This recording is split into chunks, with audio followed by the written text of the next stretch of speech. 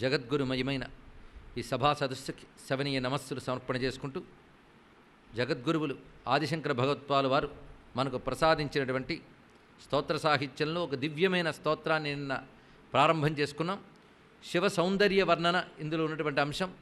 శివ సౌందర్యం అంటే కైలాసలోకం మొదలుకొని స్వామి యొక్క పరికరములతో పాటు స్వామి యొక్క దివ్యమంగళ విగ్రహ వర్ణన ఇందులో ఉన్నటువంటి ప్రధానాంశం. ఒక విధంగా దీన్ని శివ సౌందర్య లహరి అని పేరు పెట్టవచ్చు. శంకరులు శివానంద లహరి రచించారు, సౌందర్య లహరి రచించారు. రెండూ కలిపిన పేరు దీనికి పెట్టుకుని శివ సౌందర్య లహరి అంటే పరమాత్మ యొక్క సౌందర్యం అంతా ఇందులో వర్ణింపబడుతున్నది. భక్తులను అనుగ్రహించడం కోసం నామరూపరహితుడైన స్వామి దివ్యమంగళ విగ్రహాన్ని ధరించాడు. ఆ దివ్యమంగళ విగ్రహం కూడా అప్రాకృతమైనటువంటిది, దివ్యమైనది, శాశ్వతమైనది, నిత్యమైనది, సచ్చిదానంద సందోహ స్వరూపమైనటువంటిది. అది స్వామి యొక్క స్వరూపం. ఎందుకంటే ఒక రూపంలో ఒక పదార్థం ఉంటుంది. మన శరీరం ఉన్నది అంటే లోపల పదార్థాలు మనకు తెలుసు. పంచభూత వికారాలతో కూడుకున్నటువంటి మజ్జ, రక్త, మాంస, అస్థిమయమైన రూపములు మనవి. పరమాత్మని రూపం కేవలం తాను లీలతో స్వీకరించిన సచ్చిదానంద జ్యోతిర్మయ విగ్రహం. అందుకు అటువంటి దాన్ని ధ్యానించడం మన చిత్తాన్ని శుద్ధి చేయడమే కాకుండా పరమేశ్వర తత్వంతో తాదాత్మ్యం చెందిస్తుంది. హృదయాన్ని శివభక్తితో ద్రవీభూతం చేయగలిగే శక్తి కలిగిన అద్భుతమైన ఈ స్తోత్రం పారాయణ యోగ్యమైనది. పైగా శివుని యొక్క సామీప్య, సారూప్య, సాలోక్య, సాయుజ్య ఇత్యాది భావాల్ని కలిగించే శక్తి స్తోత్రంలో ఉన్నది. నిన్న మనం అప్పుడే కైలాసలోకంలోకి ప్రవేశించాం.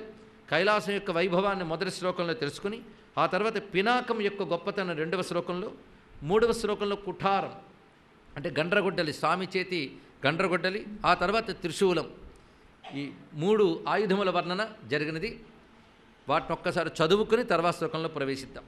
కళ్యాణం నో విధత్తాం కటక తటల సత్కల్పవాటి నికుంజ క్రీడా సంసక్త విద్యాధర నికర వధూగీత రుద్రావదాన తారైర్హేరంబనాదైస్తరళిత నినదస్తారకారాతికేకి కైలాస శర్వనిర్వృత్యభిజనకపద సర్వదా పర్వతేంద్ర యస్య ప్రాహుస్వరూపం సకల దివిషదాం సార సర్వస్వయోగం యస్యేషు శాంగధన్వా సమజని జగతాం రక్షణే జాగరూకః మౌర్వీ దర్వీకరాణామపి చ పరివృఢ పూస్త్రయీ సా చ లక్ష్యం సౌవ్యాదవ్యాజమస్మాన్ అశివిభదనిశం నాకినాం శ్రీ పినాకః ఆతంకా వేగహారీ సకల దివిషదామంఘ్రి పద్మాశ్రయాణాం మాతంగాద్యుగ్రదైత్య ప్రకరతనుగళద్రక్తధారత్తధారః క్రూరశూరాయుతానామపి చ పరిభవం స్వీయ భాసా వితన్వన్ ఘోరాకార కుఠారో దృఢతర దురితాక్షాటవీం పాటయేన్నః కాలారాతే కరాగ్రే కృతవసతి రురశాణసాతో రిపూణాం కాలే కాలే కులాద్రిప్రవరతనయయా కల్పిత స్నేహలేపః పాయాన్న పావకార్చిః ప్రసరసఖముఖ పాపహంతా నితాంతం శూలశ్రీపాదసేవా భజన రసజుషాం పాలనైకాంతశీలః. ఇక్కడి వరకు స్వామి యొక్క దివ్యాయుధములు మూడింటి గురించి ప్రస్తావన చేసుకోవడం జరిగింది. వాటి ధ్యానం మనల్ని ఎన్ని విధాలుగా రక్షిస్తుందో వివరంగా నేను చెప్పుకున్నాం. వాటి తర్వాత స్వామి చేతిలో ఉన్నటువంటి కురంగము, కురంగం అంటే లేడి, ఆ లేడిని ఇక్కడ వర్ణిస్తున్నారు. ఇందులో ఆ లేడి మనల్ని అనుగ్రహించుగాక అనేటువంటి ఆకాంక్ష ప్రదిశతు కుశలం అంటే మన కుశలమును అందించుగాక. కుశలం అనగా క్షేమం అని అర్థం. అంతేకాదు కుశలము అంటే నిర్విఘ్నంగా జరిగే ధర్మాచరణ, ఇది చక్కని అర్థం ఇక్కడ. ఎందుకంటే ధర్మాచరణ సరిగ్గా సాగితే అదే కుశలం. ఏన్నైనా కుశలమా అని అడిగారంటే నీ ధర్మం నువ్వు సరిగ్గా చేసుకోగలుగుతున్నావా అని అర్థంట. అంత రమ్యమైనటువంటి అర్థం కుశల శబ్దానికి ఉన్నది. అందుకు అటువంటి కుశలము నిర్విఘ్నంగా ధర్మాచరణ చేయగలిగే అనుగ్రహం ఒకటి, అదేవిధంగా మంగళములు, ఈ రెండింటినీ మనకి ఆ కురంగము అందించుగాక అంటున్నారు. ఆ కురంగం ఎంత చక్కగా ఉన్నదంటే దేవస్యాంకాశ్రయాయాః కులగిరి దుహితుర్నేత్రకోణ ప్రచార ప్రస్తారాన్ అత్యుదారాన్ పిపటి శిరవయో నిత్యమచ్చాదరేణ ఆధత్తే భంగి తుంగైరనిశమవయవైరంతరంగం సమోదం సోమాపీడస్య సోయం ప్రదిశతు కుశలం పాణిరంగ కురంగః. స్వామి యొక్క పాణిరంగః, ఆ పాణిలో ఉన్నటువంటి కురంగము మనకి కుశలమిచ్చుగాక. ఎటువంటి స్వామి అంటే సోమాపీడస్య అంటే చంద్రశేఖరుడు అని చెప్తున్నారు. ఇక్కడ చంద్రశేఖర స్మరణ చేయడంలో విశేషం ఏంటంటే చంద్రుని లోపల కూడా లేడి ఉంటుంది, మృగాంకుడు అని పేరు దానికి. చంద్రశేఖరుడైన శివుని దగ్గర ఆ ప్రక్కన లేడి ఉండడం అనే దానికి ఆ శబ్దం అక్కడ వేయడంలో ఉన్న ఔచిత్యం అది. అదేవిధంగా సాధారణంగా ఒక విషయంలో ప్రవీణులైన వారు అందులో ఇంకా గొప్పతనం పొందడం కోసం ఇంకా గొప్పవారి దగ్గర నేర్చుకుంటారు, అంతే కదండి. సంస్కృతంలో ప్రవీణుడు అనుకోండి, పండితుల దగ్గరికి వెళ్ళి ఇంకా ఇంకా నేర్చుకుంటూ ఉంటాడు. పైగా దానిలో ప్రత్యేకత సంపాదించుకోవాలి, నైపుణ్యం ఇంకా పెంపొందించుకోవాలి అనుకుంటారు. అలాగే లేడికి ప్రత్యేక సౌందర్యం ఏంటంటే నేత్రములు. అందమైన కళ్ళని ఎప్పుడు కూడా హరిణాక్షి అని అనడం మనకి కవుల్లో వర్ణంలో కనబడుతుంటుంది. అంటే లేడి కళ్ళు ఎలాగైతే ఉంటాయో అటు ఇటు చలిస్తూ, అలా చలిస్తున్నటువంటి అందమైన నేత్రాన్ని మృగాక్షి, హరిణాక్షి అని అటువంటి అందమైన నేత్రము కలిగిన స్త్రీని వర్ణిస్తూ ఉంటారు. ఇక్కడ శివుని యొక్క అంకమునందు దేవస్యాంకాశ్రయాయా పరమశివ పర్యంక నిలయ జగన్మాత, ఆ జగన్మాత శివుని అంకమునందు ఉంది. ఆవిడ మృగాక్షి, లేడి కళ్ళ వంటి కళ్ళు కలది. ఆయన చేతిలో సరిగ్గా ఎడం చేతులు లేడిని పట్టుకున్నాడు. లేడి కళ్ళ వంటి కళ్ళు కలిగిన అమ్మ ఒళ్ళో కూర్చోగానే ఆ చేతిలో ఉన్నటువంటి లేడి ఏం చేస్తుందంటే తన కళ్ళ వంటి కళ్ళు ఉన్నాయి, ఇంకా చెప్పాలంటే తన కళ్ళ కంటే గొప్ప కళ్ళు ఉన్నాయి. కంటే అని ఎప్పుడైతే వచ్చిందో ఆ కంటే అనే గొప్పతనాన్ని తాను నేర్చుకోవాలనుకుంటుంది. అందుకు ఆ స్వామి చేతిలో ఉన్న అమ్మవారి కళ్ళనే చూస్తుంది ఆ లేడీ. ఎందుకంటే ఇంకా ఏం చేస్తే నా కళ్ళు బాగుంటాయి, ఈ కళ్ళ ద్వారా నేర్చుకోవాలి అంటూ పాఠం చదువుతున్నప్పుడు పిల్లవాడు పుస్తకాలను ఎంత శ్రద్ధగా చూస్తాడో అమ్మవారి కళ్ళని చదువుతున్నట్లుగా చూస్తోందా లేడీ అని వర్ణించారు ఇక్కడ. ఒక్కసారి మన భావంలో లేడీని వర్ణిస్తున్నారా, శివుని అమ్మని కూడా వర్ణన ఇక్కడ జరిగింది. అదే వర్ణంలో ఉన్న గొప్పతనం. ఒక ఆయుధాన్ని వర్ణిస్తున్నారంటే దాని నెపంతో దాన్ని ధరించిన స్వామి యొక్క సౌందర్యం కూడా మనకు స్ఫురిస్తున్నది. అదేవిధంగా ఇక్కడ ఏకకాలంలో మనం అమ్మవారిని అయ్యవారిని ఇద్దరిని స్మరిస్తున్నాం. అందుకు దేవస్యాంకాశ్రయాయా కులగిరి దుహితు పర్వతరాజపుత్రి, ఆవిడ నేత్రకోణ ప్రచార ప్రస్తారాన్, ఆవిడ యొక్క కంటి తొదల నుంచి వస్తున్న చూపుల సొగసుని అత్యుదారాన్, పైగా విస్తారమైనటువంటి చక్కని చూపులవి, వాటిని పిపటిషురివయో అంటే పిపటిషు అంటే చదవాలనే ఆసక్తితో శ్రద్ధగా చదువుతున్నాయా అన్నట్లుగా ఆ లేడీ నిత్యమత్యాదరేణ, ఏదో ఒకరోజు చదివేసి వచ్చేసింది పాఠాన్ని కాకుండా నిత్యం అదే పని చేస్తుందట. అంటే ఎంత చదువుతున్నా ఎంత నేర్చుకుంటున్నా ఇంకా అంతుపట్టనంత సౌందర్యం అమ్మవారి నేత్రముల్లో ఉంది. అందుకే నిత్యమత్యాదరేణ, పైగా నేర్చుకోవడం కోసం కొంచెం శరీరాన్ని ముందుకు చాచుతోంది ఆ లేడీ. అలాగే ఆధత్తే భంగి తుంగైరనిశమవయవైరంతరంగం సమోదం, అమ్మవారి యొక్క కటాక్ష వీక్షణాలని నిరంతరం పరిశీలించడం వల్ల ఆమె అంతరంగంలో ఆనందం పొంగులు వారుతుంది ఆ లేడీ యొక్క అంతరంగంలో. ఎందుకంటే అవి కరుణాతరంగితాక్షి కదా జగన్మాత. అందుకే తల్లి నేత్రముల నుంచి ప్రసరిస్తున్న కరుణాపూరితమైనటువంటి జ్ఞానానంద వీక్షణ కాంతి ఆ లేడీకి హృదయంలో ఆనందాన్ని కలిగిస్తున్నది. సోమాపీడస్య సోయం ప్రదిశతు కుశలం పాణిరంగ కురంగ, ఆ విధంగా ఆ చంద్రశేఖరుని యొక్క కరమునందు అలంకారంగా ప్రకాశిస్తున్నటువంటి లేడీ మనకు కుశలమిచ్చుగాక అని ఆకాంక్ష చెప్పారు. దీన్ని బట్టి ఏ శ్లోకానికి ఆ శ్లోకమే ఒక మంత్రము వలె మనల్ని అనుగ్రహిస్తున్నది. మొత్తం 5 రోజులు శ్రద్ధగా విన్నవారు ఒక్కొక్క శ్లోకంలోంచి ఒక్కొక్క ఫలాన్ని తీసుకుని ఎన్ని ఫలాలు మూట కొట్టుకుంటారో జీవితానికి మీ ఇష్టం. అంత శ్రద్ధగా ఇక్కడ మనం గ్రహించగలిగితే రమ్యమైన భావాలు చూపిస్తున్నారు. ఇప్పటి వరకు స్వామి 4 చేతుల్లోని 4 ఆయుధాలు అనుకుందాం, ఆ విధంగా భావించవచ్చు. ఇంకా భావిస్తే వరదాభయాస్తములు కూడా ధరించాడు అనుకుంటే ఆయుధాలు కావు గనక వాటిని వర్ణించనక్కర్లేదు, స్వామి రూపవర్ణంలో వెలగూ వస్తాయి. ఇక్కడ మనం స్వామి యొక్క ధనుర్దైవాన్ని, అదేవిధంగా శూలదైవాన్ని, కుఠార దైవాన్ని, వీటిని ఆయుధాలు అనాలి. కురంగం ఆయుధం అంటామా అలంకారం అంటామా? నిన్న చెప్పినట్లు మృదువైనవి కూడా ఆయుధాల్లో పనిచేస్తూ ఉంటాయి. అసలు స్వామి కురంగాన్ని ఎందుకు పట్టుకుంటాడు అనేటువంటి భావాన్ని కూడా చక్కగా వ్యాఖ్యానించారు. మృత్యుంజయ తత్వంలో కూడా కురంగధారణ ఉంది. శివునికి ఇది రూపమని నిర్దేశంగా చెప్పలేం. దక్షిణామూర్తిగా ఉన్నప్పుడు ఆ చేతుల్లో ఆయుధాలు వేరు. అదేవిధంగా వివిధ రకమైన హస్తాలతో ఆయన ఉన్నట్లుగా ఆగమాలు వర్ణిస్తున్నాయి. 4 చేతులు వాడున్నాడు, 8 చేతులు వాడున్నాడు, దశభుజుడు ఉన్నాడు. పంచముఖ స్వరూపంతో శివుడు ఉంటే దశభుజుడు. అప్పుడు మళ్ళీ ఆయుధాలు అందులో కనిపిస్తూ ఉంటాయి, ఇంకా ఎక్కువ కూడా ఉంటాయి. అలాగే సహస్రభుజుడైనటువంటి పరమేశ్వరుడు ఉన్నాడు. ఇక్కడ ఇన్ని విధాలుగా స్వామి యొక్క మంత్రశాస్త్రం వర్ణించిన ప్రకారంగా అనేక రూపాలు ఉంటాయి. ఇందులో లేడీని మనం ఆయుధం కింద భావిస్తామా అంటే మృత్యుంజయ ధ్యాన శ్లోకంలో కూడా ఒక చేతిలో లేడిని, ఒక చేతిలో అక్షమాలని పట్టుకున్నటువంటి వాడిగా వర్ణించారు. ఈ లేడి దేనికి సంకేతమో శాస్త్రమే చక్కగా వర్ణించింది, మనం ఏం కష్టపడక్కర్లేకుండా. అది మనోనిగ్రహానికి సంకేతం అన్నారు. చూసారు, నిన్నటి నుంచి మనం గమనిస్తుంటే అవిద్యావృత్తుల్ని నిర్మూలించడమే స్వామి హస్తములో ఉన్న పరికరాల యొక్క ప్రయోజనం. అలాగే మనస్సుకి సంకేతమే లేడి అని చెప్పారు. మనస్సుకి లేడికి మనం పోలిక ఎంత చక్కగా చూడొచ్చు.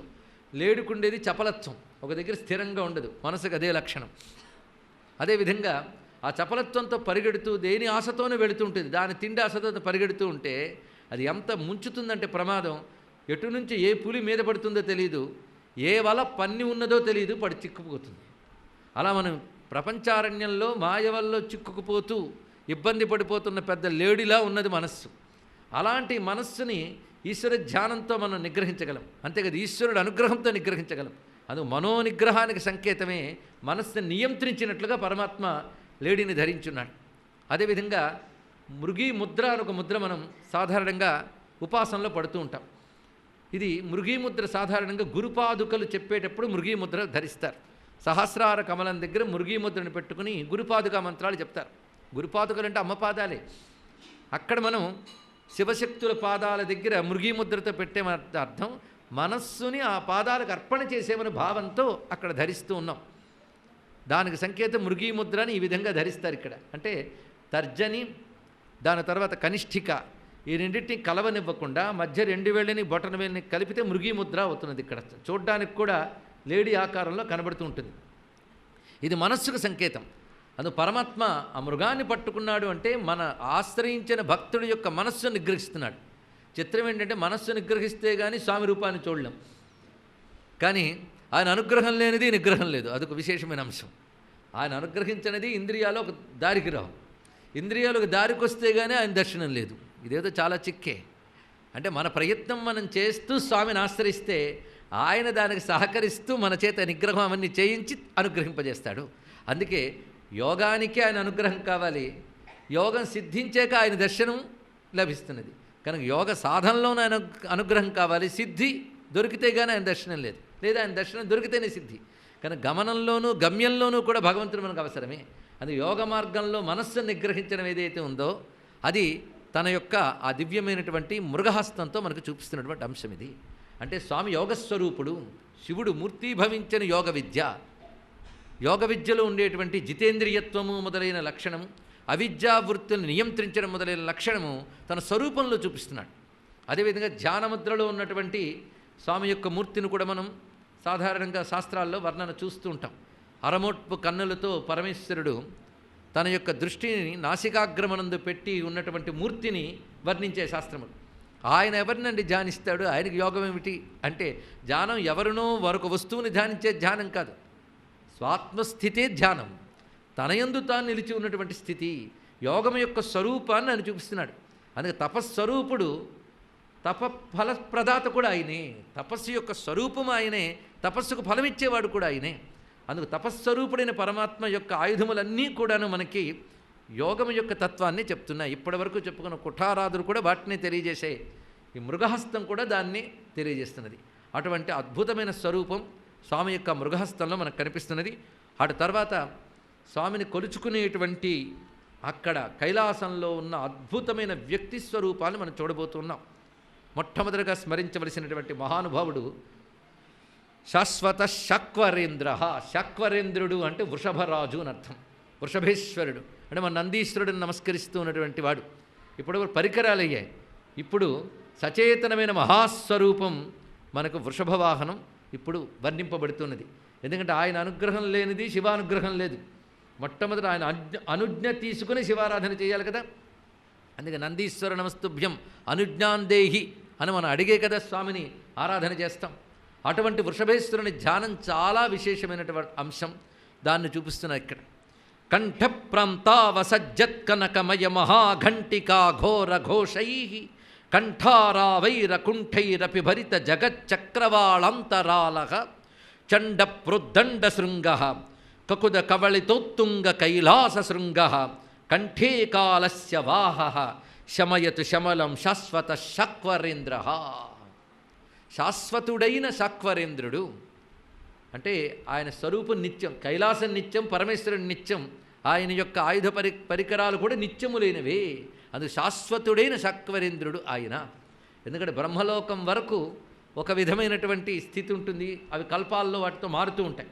కానీ కైలాసలోకం ఎప్పుడూ మార్పు చెందదు. కైలాస వైకుంఠ మణిద్వీపముల వర్ణన మనం చూస్తూ ఉంటే సగుణ బ్రహ్మ యొక్క లోకములవి, అవి మారనివి.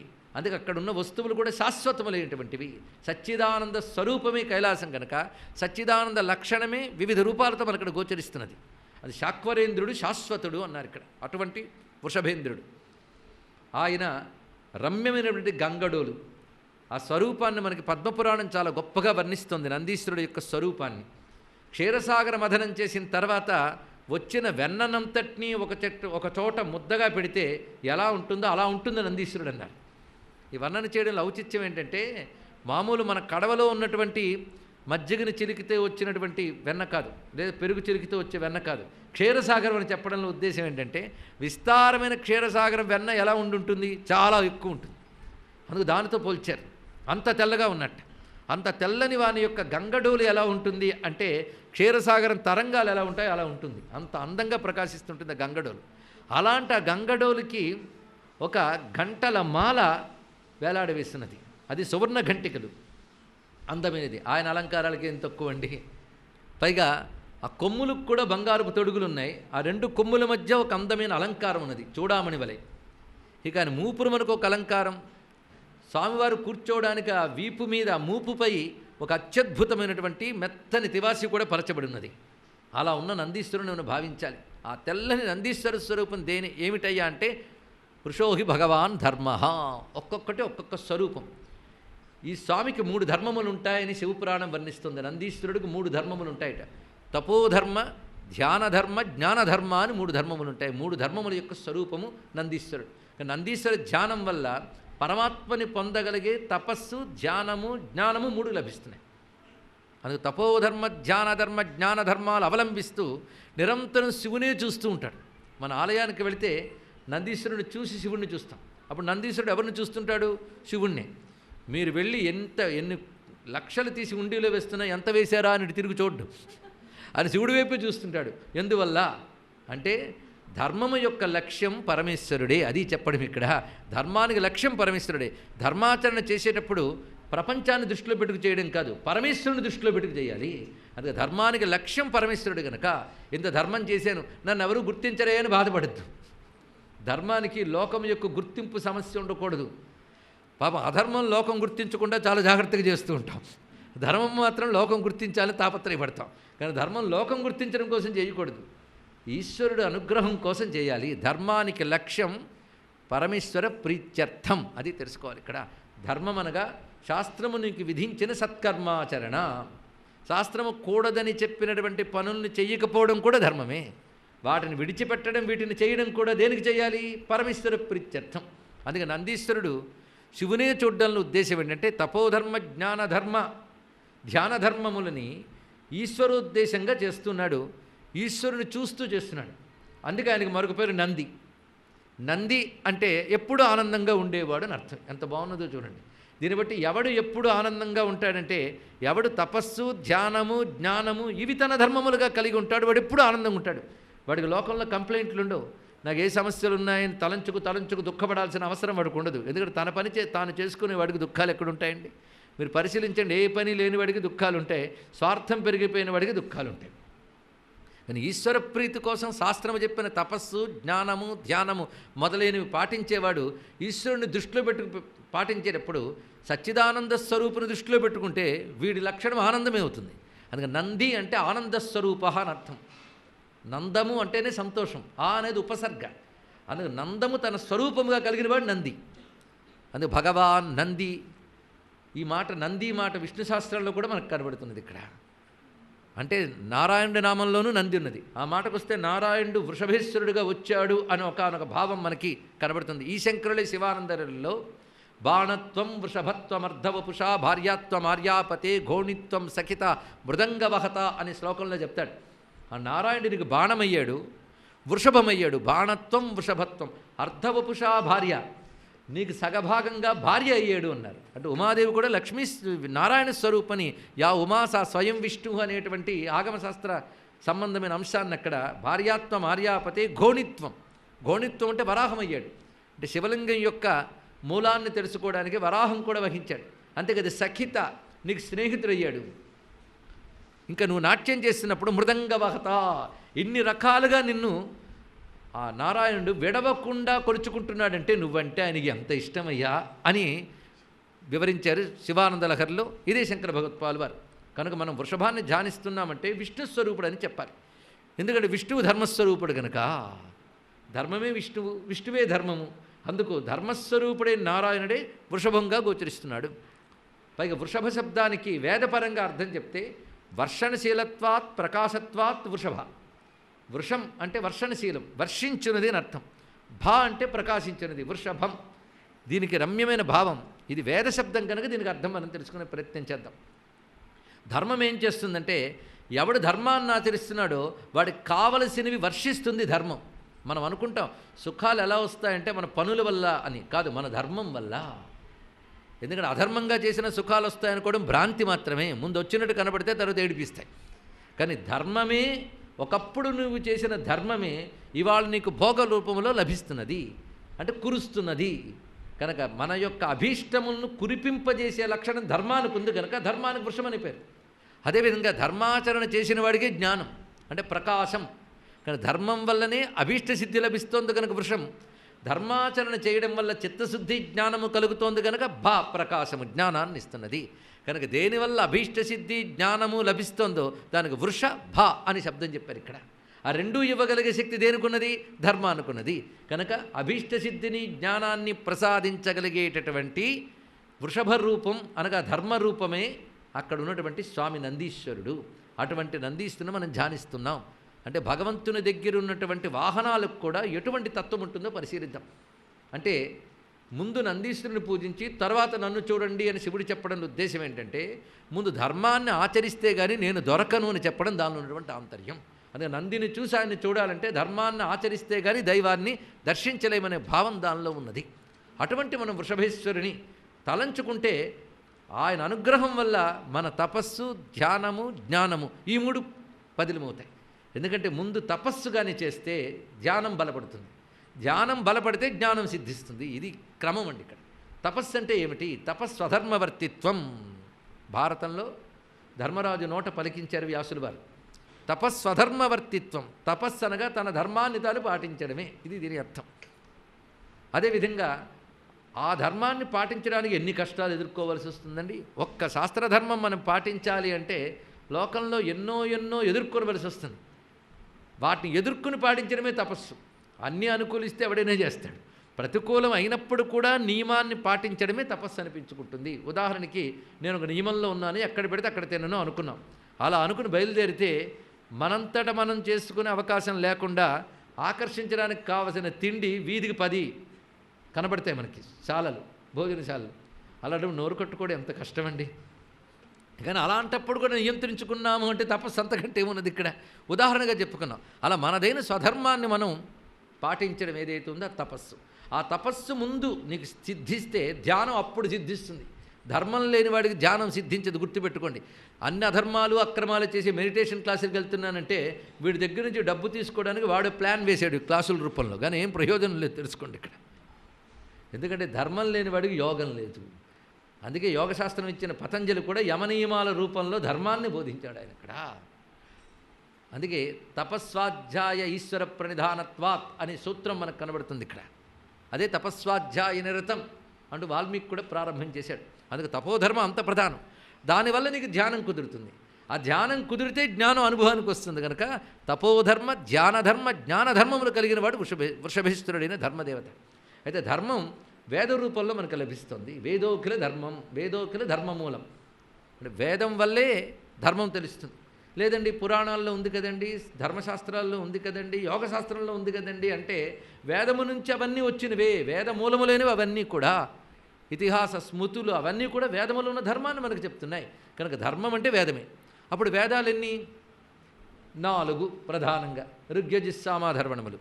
ఈ 4 పాదములుగా కలిగిన వేద పురుషుడే వృషభేశ్వరుడు అని చెప్పారు ఇక్కడ. అందుకు ఆయన వేద పురుషుడైతే వేదవేద్యుడు పరమేశ్వరుడు, వేదము ద్వారా తెలియబడేవాడు.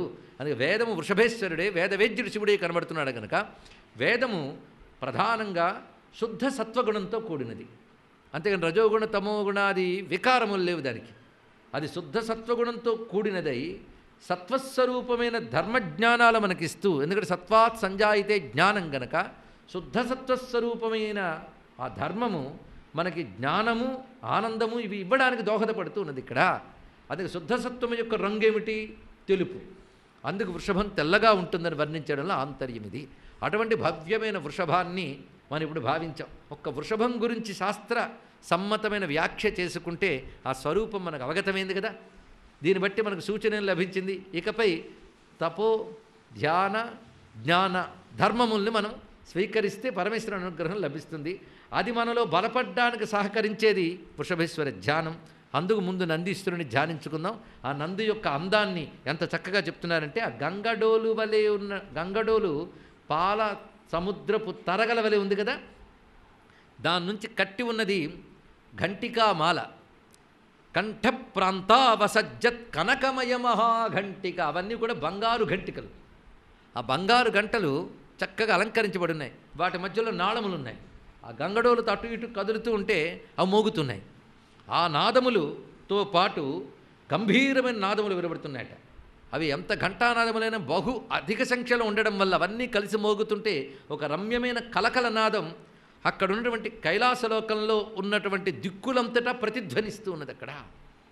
ఇక దానికి తోడు మధ్యలో ఆయన ధ్వని చేస్తున్నాడు. వృషభారావం అంటాం కదా, అటువంటి రావములు చేస్తున్నాడు ఆయన.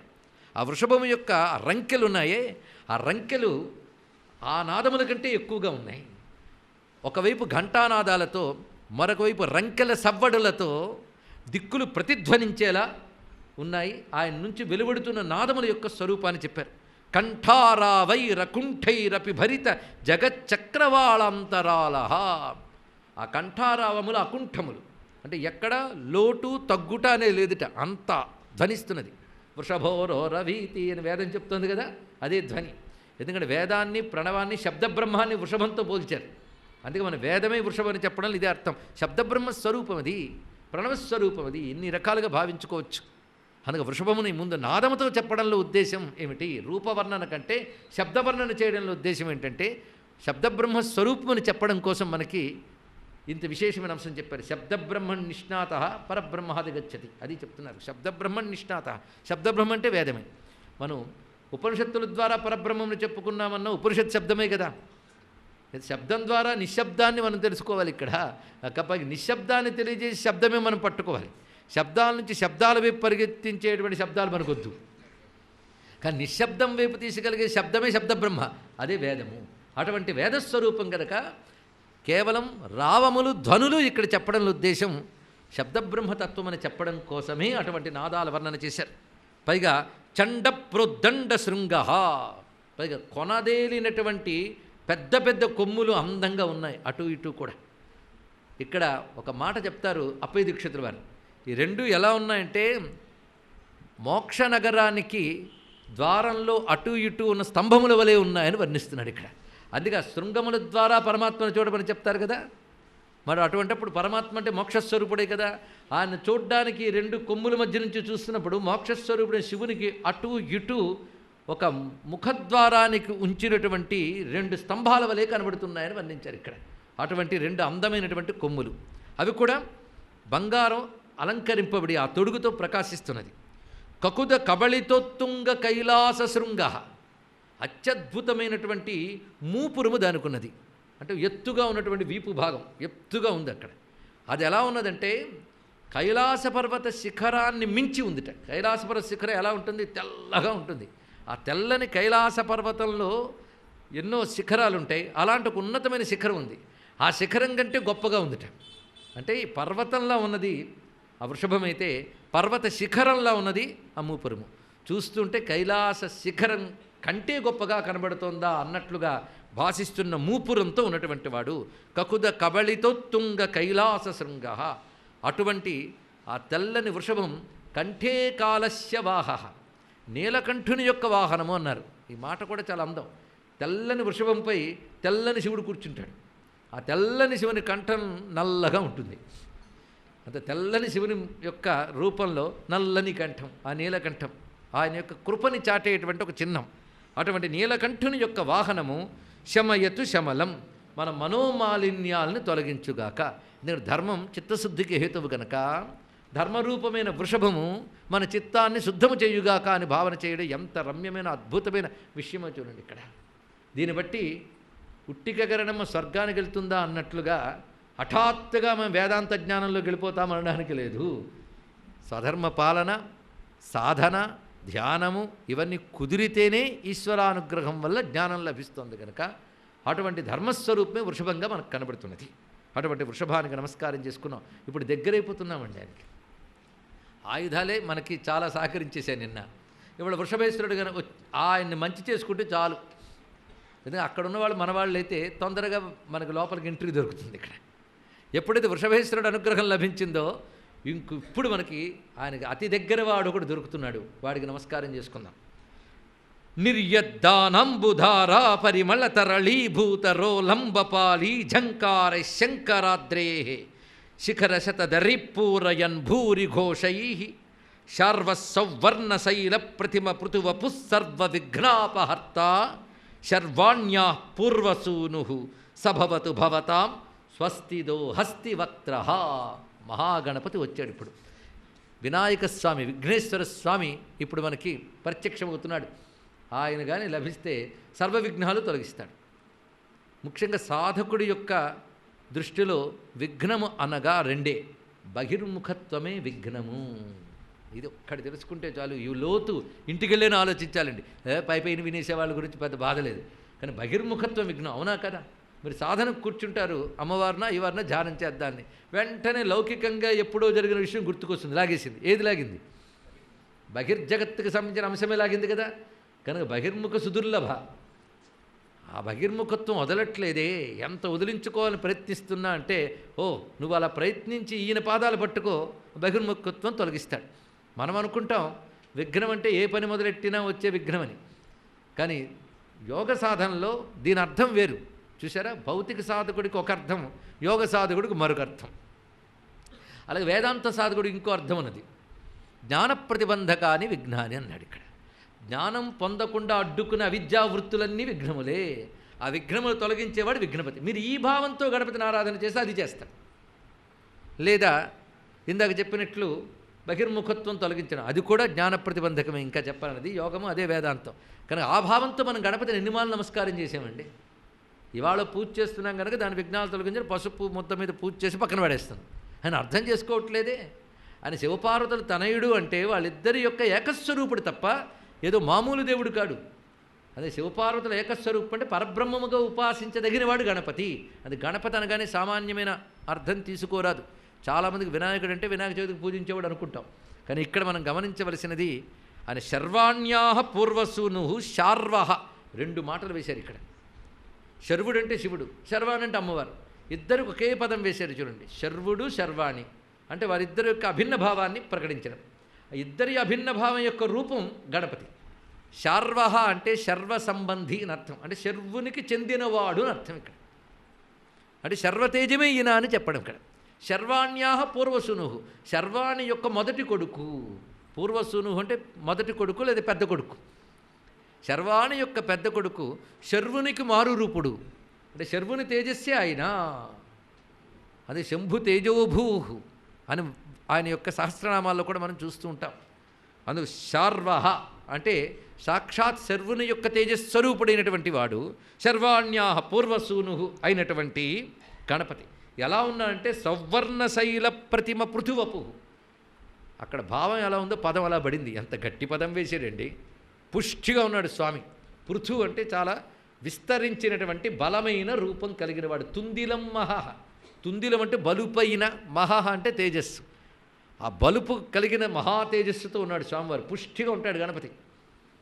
ఆ పుష్టిగా ఉన్న స్వరూపం ఎలా ఉన్నదంటే సౌవర్ణ శైలం అంటే బంగారు పర్వతం ఎలా ఉంటుందో ఆ బంగారు పర్వతము వలె విస్తారమైన స్వరూపం కలిగినటువంటి గణపతి. మహాగణపతి స్వరూపం సౌవర్ణ శైలం.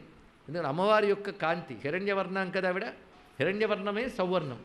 అటువంటి సౌవర్ణ శైలము వలె బంగారు కొండ వలె భాసిస్తున్నటువంటి మహాస్వరూపుడైనటువంటి స్వామి. పృథువపుహు, విస్తారమైన పుష్టి కలిగిన రూపం కలిగిన వాడు. సర్వవిఘ్నాపహర్త, ఆ సర్వవిఘ్నాపహర్త అనే మాటలు ఉందండి అందమంతా కూడా. అన్ని రకాల విఘ్నాలు తొలగించేవాడు. ఇప్పుడు పిల్లలు కూడా కొంతమంది కూర్చున్నారు, వాళ్ళకి విఘ్నాలు ఉన్నాయి చాలా. చదువుకుందామంటే ఆవలింతలు వస్తాయి, జ్ఞానంకు కూర్చుంటే ఆవలింతలు వస్తాయి, పైగా నిద్రలు వస్తాయి, చదివింది అర్థం కాదు, సంశయాదోషములు భయాది దోషములు ఉంటాయి. విఘ్నాలు బతుకంతా విఘ్నమే. గట్టిగా ఆలోచిస్తే బతుకే విఘ్నం, పరమాత్మను చేరుకోవడానికి సంసారమే విఘ్నం. సర్వవిఘ్నాపహర్త అని చెప్పడంలో వారి వారి యొక్క స్థితి బట్టి సాపేక్షంగా సర్వవిఘ్నములు తొలగించువాడు. ఇందాక చెప్పిన జ్ఞాన ప్రతిబంధకాలు, బహిర్ముఖత్వము మొదలైనవన్నీ తొలగించువాడు. ఆయన అత్యద్భుతమైనటువంటి ఏనుగు ముఖంతో ప్రకాశిస్తున్నాడు. జాతి ఏనుగు ముఖానికి మదజలం అనేది ఒకటి స్రవిస్తూ ఉంటుంది. గణపతి ధ్యాన విధుల్లో గణపతి ఆగమాలు చాలా విశేషమైన అంశం చెప్తూ ఉంటాయి. భ్రమద్విరేపావృత గండభాగం బాలార్కకోటి ప్రతిమం.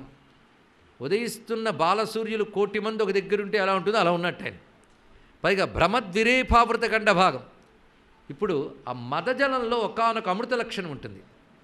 అలాగా ఆయన యొక్క ఆ గండములు అంటే చెక్కిళ్ళ నుంచి స్రవిస్తున్నటువంటి మదజలం యొక్క మకరందం సుగంధానికి ఆకర్షితమై తుమ్మెదలు ఆయన చుట్టూ తిరుగుతుంటాయి. ఆ తిరుగుతున్న తుమ్మెదల్ని చెవులతో అలా అదిలిస్తుంటాడు ఆయన. అలాగానే గణపతిని ధ్యానం చేస్తే ఆయన కల్పవృక్షం వల్లే అభీష్ట సిద్ధులు వెంటనే ఇస్తాడన్నారు. ఇది క్షిప్ర గణపతి ధ్యానంలో మనకు వస్తుంది ఇక్కడ. అదేవిధంగా స్వామి యొక్క మాలామంత్రముల యందు కూడా కనబడుతూ ఉంటుంది ఇక్కడ. అందుకే స్వామి యొక్క స్వరూపంలో వాటిని తొలగిస్తున్నటువంటి స్వరూపం ధ్యానిస్తే ఆనంద లక్షణం. ఎక్కడ స్రవిస్తున్నది? ఆ శిరస్సు నుంచి, కుంభస్థలం నుంచి, చెక్కిల నుంచి స్రవిస్తున్నది. ఇది జాతి ఏనుగుకుంటే లక్షణం. ఇది శ్రేష్టమైనటువంటి గజము యొక్క లక్షణం. గణపతి వదనం అలా ప్రకాశిస్తుంది. పైగా అక్కడ స్రవిస్తున్న మదజలం అంటే అది సహస్రార స్థానీయం గనక అక్కడ స్రవిస్తున్న మదజలం అనగా సహస్రార కమలంలో యోగి అనుభవించేటువంటి జ్ఞానానందామృత మకరందానుభవం అది గ్రహించవలసింది. అటువంటి జ్ఞానానందాన్ని ఆశ్రయించే యోగ నాదశక్తులు ఏవైతే ఉన్నాయో అటువంటి నాదశక్తులు తుమ్మిదలుగా చెప్పబడుతున్నాయి. కనుక భౌతికంగా కనబడే అంశంలో ఒకానొక నాదశక్తి విశేషాలని తుమ్మిదలుగా చెప్తున్నారు. ఆనంద మకరందామృత ధారని మదజలంగా చెప్తున్నారు. మదం అనే మాట వేదాంత శాస్త్ర భాషలో చెప్పాలంటే జ్ఞానానందానుభూతి అని అర్థం. ఇక్కడ మదం అంటే మైమరపు, పారవశ్యం. ప్రపంచాన్ని మరచిన ఆనందం బ్రహ్మానందంలో ఉన్నది. అందుకే దానికే వేదమునందు లేదా ఉపాసనా శాస్త్రములందు భగవద్రూప వర్ణంలో మదం అనే మాట ఎక్కడొచ్చినా ఇదే అర్థం తీసుకోవాలి. మదహూర్ణిత రక్తాక్షి, మదపాటల గండభూహు ఇలాంటి వర్ణనలు వచ్చినప్పుడు అమ్మవారు కూడా గర్జ మహామూఢ మధు యావత్ పిబామ్యహం అంటూ చండీ సప్తశతులు. ఇదిగో నీ మధు తాగే వరకే నీ గర్జన అని చెప్తుంది ఇక్కడ. అక్కడ మధు అంటే ఓ అమ్మవారు కూడా అలా పుచ్చుకుంటుంటారన్నమాట అని చెప్పకూడదు. అక్కడ మదం అంటే బ్రహ్మానందానుభూతి ఏదైతే ఉన్నదో ఆ అనుభవం అక్కడ మదముగా చెప్పబడుతున్నది, అది మాదకముగా చెప్పబడుతున్నది ఇక్కడ. అలాగే స్వామి యొక్క గండస్థలమునందు స్రవిస్తున్న జ్ఞానానందామృత ధారల్ని ఆస్వాదిస్తూ ఆనందిస్తున్న నాదశక్తులు ఏవైతే ఉన్నాయో ఆ నాదశక్తులు తుమ్మిదలుగా సంచరిస్తున్నాయి. దీన్ని బట్టి నాదము చేత వేష్టింపబడినటువంటి లేదా నాదముచే ఆవృతమైనటువంటి జ్ఞానానంద స్వరూపమే గణపతి. ఇది భావించవలసిన అద్భుతమైనటువంటి భావం ఇక్కడ. ఆ భావం కోసమే ఆగమశాస్త్రాలు ఇలాంటి వర్ణనలు చాలా చేస్తూ ఉన్నాయి ఇక్కడ.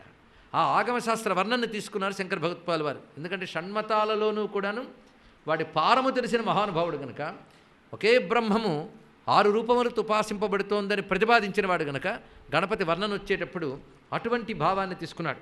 అది నిర్యద్ దానాంబుధార. ఇక్కడ దానాంబుధార అంటే మదజలము యొక్క ప్రవాహము, అది నిర్యత్ స్రవిస్తూ ఉన్నటువంటిది. దాని యొక్క పరిమళానికి ఆకర్షితమై తరళీభూత రోళంబపాళీ ఝంకారై, అక్కడ తుమ్మెదలు చుట్టూ తిరుగుతున్న ఝంకారం చేస్తూ వాటి ఝంకారములు ఆ కైలాస పర్వత గుహల్లో ప్రతిధ్వనిస్తున్నాయని చెప్పారు ఇక్కడ. అంటే కైలాసం నాదమయం, నాదమధ్యే సదాశివ అంటారు కదా యోగ ప్రకారంగా. ఆ నాదస్వరూపాన్ని ఇక్కడ మనం చూస్తున్నాం. అందుకే ఆ ఝంకారములు ఇక్కడ మారుమ్రోగుతున్నాయి. అంతేకాదు శబ్దబ్రహ్మోపాసనానికి ఉపాసనా విధానం శివపురాణంలో కనబడుతున్నది. దీన్ని నాదోపాసన అంటారు. ఇది ఒక ప్రక్రియ. ఇది గురువు దగ్గర జాగ్రత్తగా శిక్షణ తీసుకుని ఉపాసన చేస్తూ తన యొక్క అంతశ్చక్రాలలో శివశక్తులు భావన చేస్తే సరిగ్గా భ్రూమధ్యం ఆజ్ఞాచక్రం దాటిన తర్వాత కొన్ని నాదాలు వినబడతాయట. ఆ నాదాల్లో చిని చిని మొదలు పెట్టుకుని క్రమంగా భేరీ మృదంగాది నాదములు, భ్రమర ఝంకార నాదములు ఇవన్నీ చెప్పబడుతుంటాయి. అటువంటి శక్తిని మన భ్రమరాంబ అని కూడా భావన చేస్తున్నాం. అది ఒకానొక నాదోపాసనలో యోగికి అనుభవానికి వచ్చే అంశం. అది సామాన్యులకి కథారూపంలో ఒక రూపం చుట్టూ 9 తిరుగుతున్నాయని మామూలు వాడికి ఆ అర్థం తెలుసుకోలేక ఈ అర్థంతో తృప్తి పడిపోతే సరే, కానీ అర్థం తెలుసుకుంటేనే అసలైన భగవత్తత్వం మనకు తెలుస్తోంది కనుక అటువంటి దివ్యభావములు ఇందులో ధ్వనింపజేస్తున్నారు ఇక్కడ. ఆ విధంగా తుమ్మెదల ఝంకారము, ఆ భ్రామరీనాద పూరితమైనటువంటి ఆనంద బ్రహ్మతత్వమే గణపతి యొక్క అటువంటి రోలంబపాళి అంటే తుమ్మెదల సమూహము యొక్క ఝంకారై, ఝంకారముల చేత శంకరాద్రేహ శిఖర శతధరీ పూరయన్. శిఖర శతధరి అంటే శంకరాద్రి అంటే శివుడి కొండ, కైలాసము యొక్క శిఖరాలలో ఉన్నటువంటి శతధరి వందలాది గుహలు. అటువంటి ఆ గుహలలో ఈ ఝంకారనాదములు ప్రతిధ్వనిస్తుంటే వాటికి తోడు ఆయన యొక్క తొండము ఎత్తి చేసే ఘీంకారనాదములు కూడా కలుస్తున్నాయి ఇక్కడ. ఒకటి బయట నుంచి వచ్చేటువంటి నాదమైతే రెండవది ఆయన నుంచి వచ్చే నాదం. ఇందాక గంటలు వృషభము యొక్క గర్జన ఇది అదే విధంగా చెప్పబడుతున్నది ఇక్కడ. బయట నుంచి వచ్చే నాదములుగా మనం 9 చెప్తే ఆయన నుంచి వచ్చేటువంటి నాదము ఘీంకారం. ఇది కూడా దానితో కలిసి ఆ 9 నాదాలే చాలా ప్రతిధ్వని మీద మరింత గొప్పగా వినబడుతుంటే వాటిని మించిపోయినటువంటి స్థితిని చూపిస్తోంది. ఇది నాదాంత అనేటువంటి యోగ భూమికలుగా భావన చేయవచ్చు. అటువంటి భగవంతుని యొక్క ఆ నాదరూపుడైనటువంటి గణపతి మనకు సర్వవిఘ్నములు పరిహరించి సభవతు భవతాం స్వస్తిదః, అతడు మీకు స్వస్తినిచ్చుగాక అన్నాడు ఇక్కడ. స్వస్తినిచ్చుగాక. గణపతి దగ్గరికి వచ్చినప్పుడు స్వస్తిని ఎందుకు చెప్పారండి? ఇక్కడ ఈ శ్లోకాల్లో ఈ శ్రద్ధరా వృత్తంలో స్వస్తిదో హస్తివక్త్ర పాణిరంగ కురంగ శాశ్వత సక్వరేంద్ర అంటూ ఉంటే ఒకానొక లయతో కూడినటువంటి శబ్దములు చివరికి చూపిస్తున్నారు శంకర భగవత్పాల్ వారు. ఎందుకంటే ఆ మహానుభావుడు శబ్దార్థాలంకారాలు పుష్టిగా ఉండగలిగిన కవిత్వం ఇవ్వగలిగినటువంటి వాగ్మి. అలాంటి వాడు ఇక్కడ కూడా అందంగా మన స్వస్తిదో హస్తివక్త్ర అన్నాడు. అయితే కేవలం పద సంబంధమైన సౌందర్యం కోసమే కాదు, సరిగ్గా ఈయన దగ్గరకు వచ్చినప్పుడు స్వస్తిని ఎందుకు అన్నాడు ఇది కూడా ఆలోచించాలి. గణపతి మంత్రశాస్త్రంలో స్వస్తి గణేశ మంత్రం అని కూడా ఉన్నది. ఆ మంత్రం ప్రధానంగా స్వస్తి శ్రీ గణేశాయ నమః. ఇది ఎవరైనా భావన చేసి చేసుకోవచ్చు, బీజాక్షరాదులు లేకుండా అందరూ అనుకోవచ్చు. స్వస్తి శ్రీ గణేశాయ నమః. స్వస్తి గణపతి అంటేనే. అందుకే స్వస్తిక్ ముద్ర ఒకటి ఉంది కదా, అది గణపతి ముద్రే. స్వస్తిక్ ముద్రలో మీకు ఆ చతురస్రాకారమే వస్తుంది. గణపతి చతుర్భుజుడు, ఆ చతుర్భుజమే అక్కడ కనబడుతున్నటువంటి అంశం. ఏమిటంటే స్వస్తిన ఇంద్రో వృద్ధస్రవా, స్వస్తిన పూషా విశ్వవేదా, స్వస్తిన స్థాక్షో అరిష్టనేమి, స్వస్తినో బృహస్పతి దదాతు. ఎన్ని స్వస్తులు వచ్చాయి ఇక్కడ? 4 స్వస్తులు వచ్చాయి. ఆ మధ్యలో వచ్చిన వాళ్ళు ఎవరు? స్వస్తిన ఇంద్రో వృద్ధస్రవా. అక్కడి నుంచి మీరు పరిశీలిస్తే దేవతలందరూ ఉన్నారు అందులో. దేవతలందరూ ఇక్కడ పోతే గణం కదా, ఆ గణములన్నింటి ద్వారా అనుగ్రహం ఇచ్చే పరమేశ్వరుడు గణపతి. అందుకే 4 ఇంట్లో ఉన్నాడు. 4 స్వస్తుల గణపతి మంత్రం అక్కడ ఉందండి, అది రహస్యం. అదంతా స్వస్తి శ్రీ గణేశాయ. స్వస్తి అంటే అస్తి స్వస్తి, మేలు మనకి ఎల్లవేళలా ఉందనే భావం ఇక్కడ. కనుక స్వస్తి అనే మాట అంటే మొత్తం పూర్తయిందని అర్థంలో మనం వాడుతూ ఉంటాం. అమ్మ స్వస్తి చెప్పేశారండి సంతోషమని. కానీ స్వస్తి అంటే అర్థం ఏంటంటే శుభమే ఉండుగాక, మేలు ఉండుగాక, మంగళము ఉండుగాక అని అర్థం. అంత రమ్యమైన భావం. కనుక స్వస్తిదో హస్తివక్త్ర అని ప్రయోగించడంలో అంత ఉదాత్తమైన ఔచిత్యం ఉంది. మహాత్ముల రచనలు ఇంత గొప్పగా ఉంటాయి. ఏదో పదాలు పడేయడం కాదు, ఒకటి పెట్టారంటే దాని మంత్రశాస్త్ర ప్రమాణం, యోగశాస్త్ర ప్రమాణం, వేద ప్రమాణం ఉండాలి, వాటితో రచించాలి. అదే శంకర భగవత్పాల్ వారు అద్భుతమైనటువంటి ఆ గజాననుని యొక్క వర్ణన ఇందులో చేశారు. మరొక్కసారి శ్లోకాన్ని చెప్పుకుందాం. నిర్యద్దానంబుధారా పరిమళ తరళీభూత రోలంబపాళి ఝంకార శంకరాద్రే శిఖర శతదరిపూరయన్ భూరిఘోషై శార్వసౌవర్ణశైల ప్రతిమ పృథువపు సర్వ విఘ్నాపహర్త శర్వాణ్యా పూర్వసూను సభవతు భవతాం స్వస్తిదో హస్తివక్త్ర అంటూ 7 శ్లోకాలు మనకి ఇప్పటి వరకు పూర్తయ్యాయి. ఆ తర్వాత 2వ అబ్బాయి గారి దగ్గరికి వెళ్తున్నాం, సుబ్రహ్మణ్య స్వామి. ఇంకా అసలు స్వామి దగ్గరికి వెళ్ళలేదు, అమ్మ దగ్గరికి కూడా ఇంకా వెళ్ళలేదు.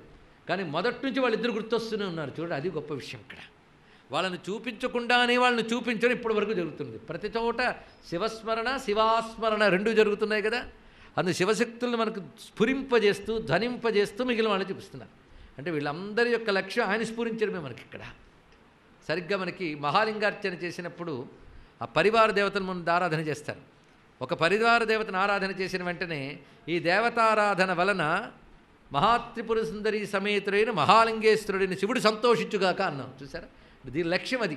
కనుక ఇదంతా చేసి మన స్ఫురణ అంటే వెళ్ళాలి ఇక్కడ. అలా ఇక్కడ కూడా ప్రతి వారి వర్ణంలో మనకి శివశక్తుల స్మరణ జరుగుతున్నది. ఇప్పుడు అదేవిధంగా రెండవ అబ్బాయి గారి గురించి వెళుతున్నాం. ఎవరైనా సుబ్రహ్మణ్య స్వామి. ఎవరమ్మా? సుబ్రహ్మణ్యుడే. యపుణ్యైర్దేవతానాం సమజని శివయో శ్లాఘ్య వీర్యైకమత్యాత్ యన్నాంని శ్రూయమాణే దితిజ భట ఘటాభీతి భారం భజంతే భూయాత్ సోయం విభూత్యై నిశిత శరశిఖా ఘట్టిత క్రౌంచశైల సంసారాగాధ కూపోదర పతి సముత్తారకస్తారకారి. సముత్తారకస్తారకారి. తారకారి అంటే తారకాసురునకు శత్రువైన, అనగా తారకాసురుని సంహరించినటువంటి సుబ్రహ్మణ్య స్వామి. అంటే ఒక్కసారి తారకాసుర సంహార లీలా స్మరణ కూడా జరుగుతుంది. ఒక నామం లీలని స్మరించడానికి, తత్వాన్ని స్ఫురింపజేయడానికే. అందుకు నామంక రెండు ప్రయోజనాలు, లీలాస్మరణ తత్వస్ఫురణ. ఈ రెండే నామస్మరణకు ఉన్నటువంటి అద్భుతమైనటువంటి అంశం. ఇప్పుడు తారకారిహి అనే మాట వచ్చింది కదా. ఆయన ఎవడు? సుబ్రహ్మణ్యుని ఒక్కసారి తలంచుకుంటే ఆయన పుట్టుక కోసమే దేవతలు నానా కష్టాలు పడ్డారు. అవునా లేదు? ఎన్ని రకాల ప్రయత్నాలు చేశారో పాపం. ఆఖరిగా శివశక్తుల్ని కలపడం కోసమని అటు మన్మధుడిని పంపించి వాడు కాడేస్తా తగలడ్డాక మరొక రకంగా బాధపడి ఎన్ని రకాల ప్రయత్నాలు చేశారండి ఒక్కొక్కరు. అంటే అసలు శివశక్తుల కలయిక ఎవరి కోసం? వాళ్ళు ఎప్పుడు కలిసి ఉంటారనే విషయం వేరు. లీలగా వాళ్ళిద్దరూ కలవడం అనేటువంటిది ఈయన అవతారం కోసమే కదా. సుబ్రహ్మణ్యావతారం కోసమే పార్వతీ పరమేశ్వర కళ్యాణం. కానీ పార్వతీ పరమేశ్వర కళ్యాణం యొక్క ప్రయోజనం ఏమిటి? సుబ్రహ్మణ్య ఆవిర్భావం. అందు వారిద్దరి కలయిక అనగానే సుబ్రహ్మణ్యుడు స్ఫురించాలి, సుబ్రహ్మణ్యుడు అనగానే వారిద్దరి కలయిక స్ఫురించాలి. దాన్ని ఇక్కడ చెప్తూ పుణ్యైర్దేవతానాం సమజని శివయోహో. దేవతల యొక్క పుణ్యమంతా కలిసి పుట్టినటువంటి వాడు అన్నాడు ఇక్కడ. దేవతల పుణ్యమంతా కలిసి సుబ్రహ్మణ్య రూపంలో ఉందిట. అసలు ఒక్కొక్క దేవత చాలు మన బ్రతుకులను బాగు చేయడానికి. అలాంటి సర్వదేవతల యొక్క పుణ్యము మూట కట్టినటువంటి వాడు మహానుభావుడు ఇక్కడ. అందుకే పుణ్యై దేవతానాం సమజని, సర్వదేవతల యొక్క పుణ్యము కలిసి ఆవిర్భవించినటువంటి స్వరూపం. పైగా శివయోహో శ్లాఘ్య వీర్యైకమత్యాత్. శివయోహో అంటే శివాశివుల యొక్క ద్వంద్వ సమాసం అది ఇక్కడ. శివయోహని పదం వచ్చింది ఎప్పుడు? శివుని యొక్క శివా యొక్క. శివుని యొక్క అంటే శివుడు, శివ అంటే పార్వతీదేవి. వారిద్దరి యొక్క కీర్తించదగిన వీరత్వమంతా ఒక్క రూపమే సుబ్రహ్మణ్య రూపంలో ఉన్నది అన్నాడు ఇక్కడ. అంటే శివశక్తులు ఉభయుల యొక్క వీరత్వము మూర్తీభవించిన స్వరూపమే సుబ్రహ్మణ్యుడు. కనుక సుబ్రహ్మణ్యుడు చూసినప్పుడు రెండు భావాలు ఇక్కడ స్ఫురింపజేశారు. ఒకటి సర్వదేవతల యొక్క పుణ్యములు రాసి శివశక్తుల యొక్క సమైక్యమైన వీరత్వము యొక్క స్వరూపము. అందుకే సుబ్రహ్మణ్యుడు ఒక ఉభయుల రూపుడు.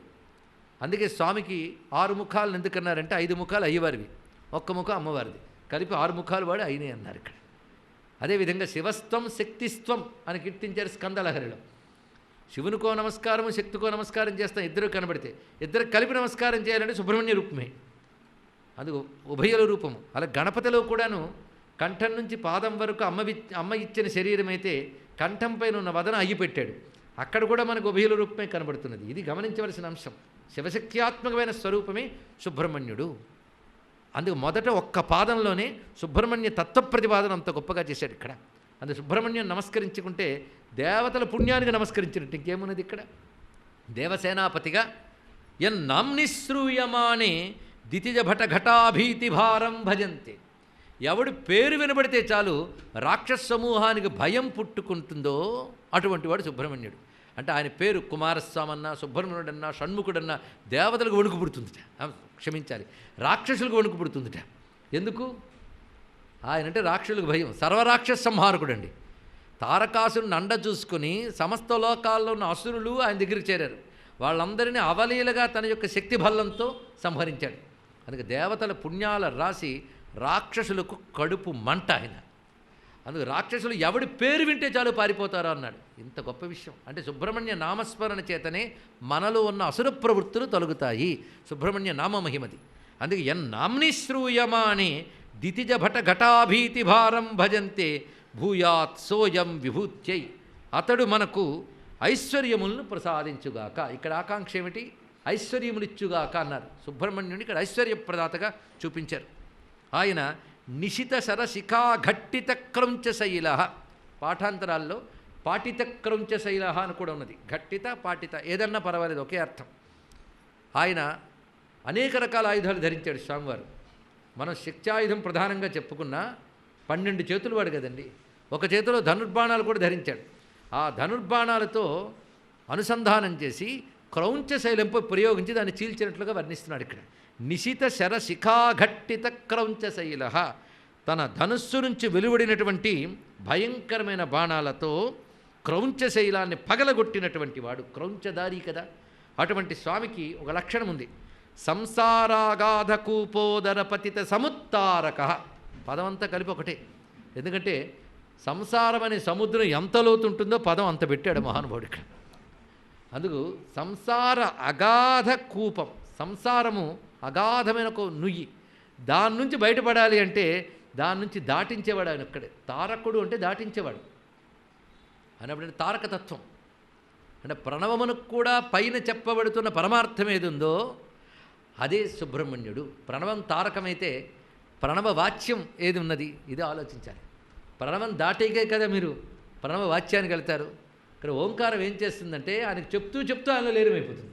చెప్తున్న దశలో ఓంకారం, ఆయన లీనమైన దశలో పరబ్రహ్మస్వరూపం.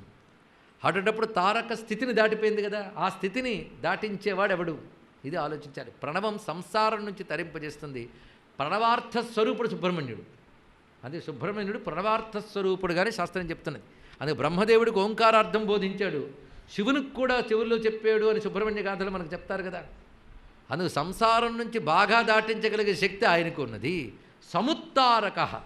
మామూలుగా లేపడం కాదు, నూతి నుంచి మనల్ని ఎలా బయటపెడతాడయ్యా అంటే సముత్తారక.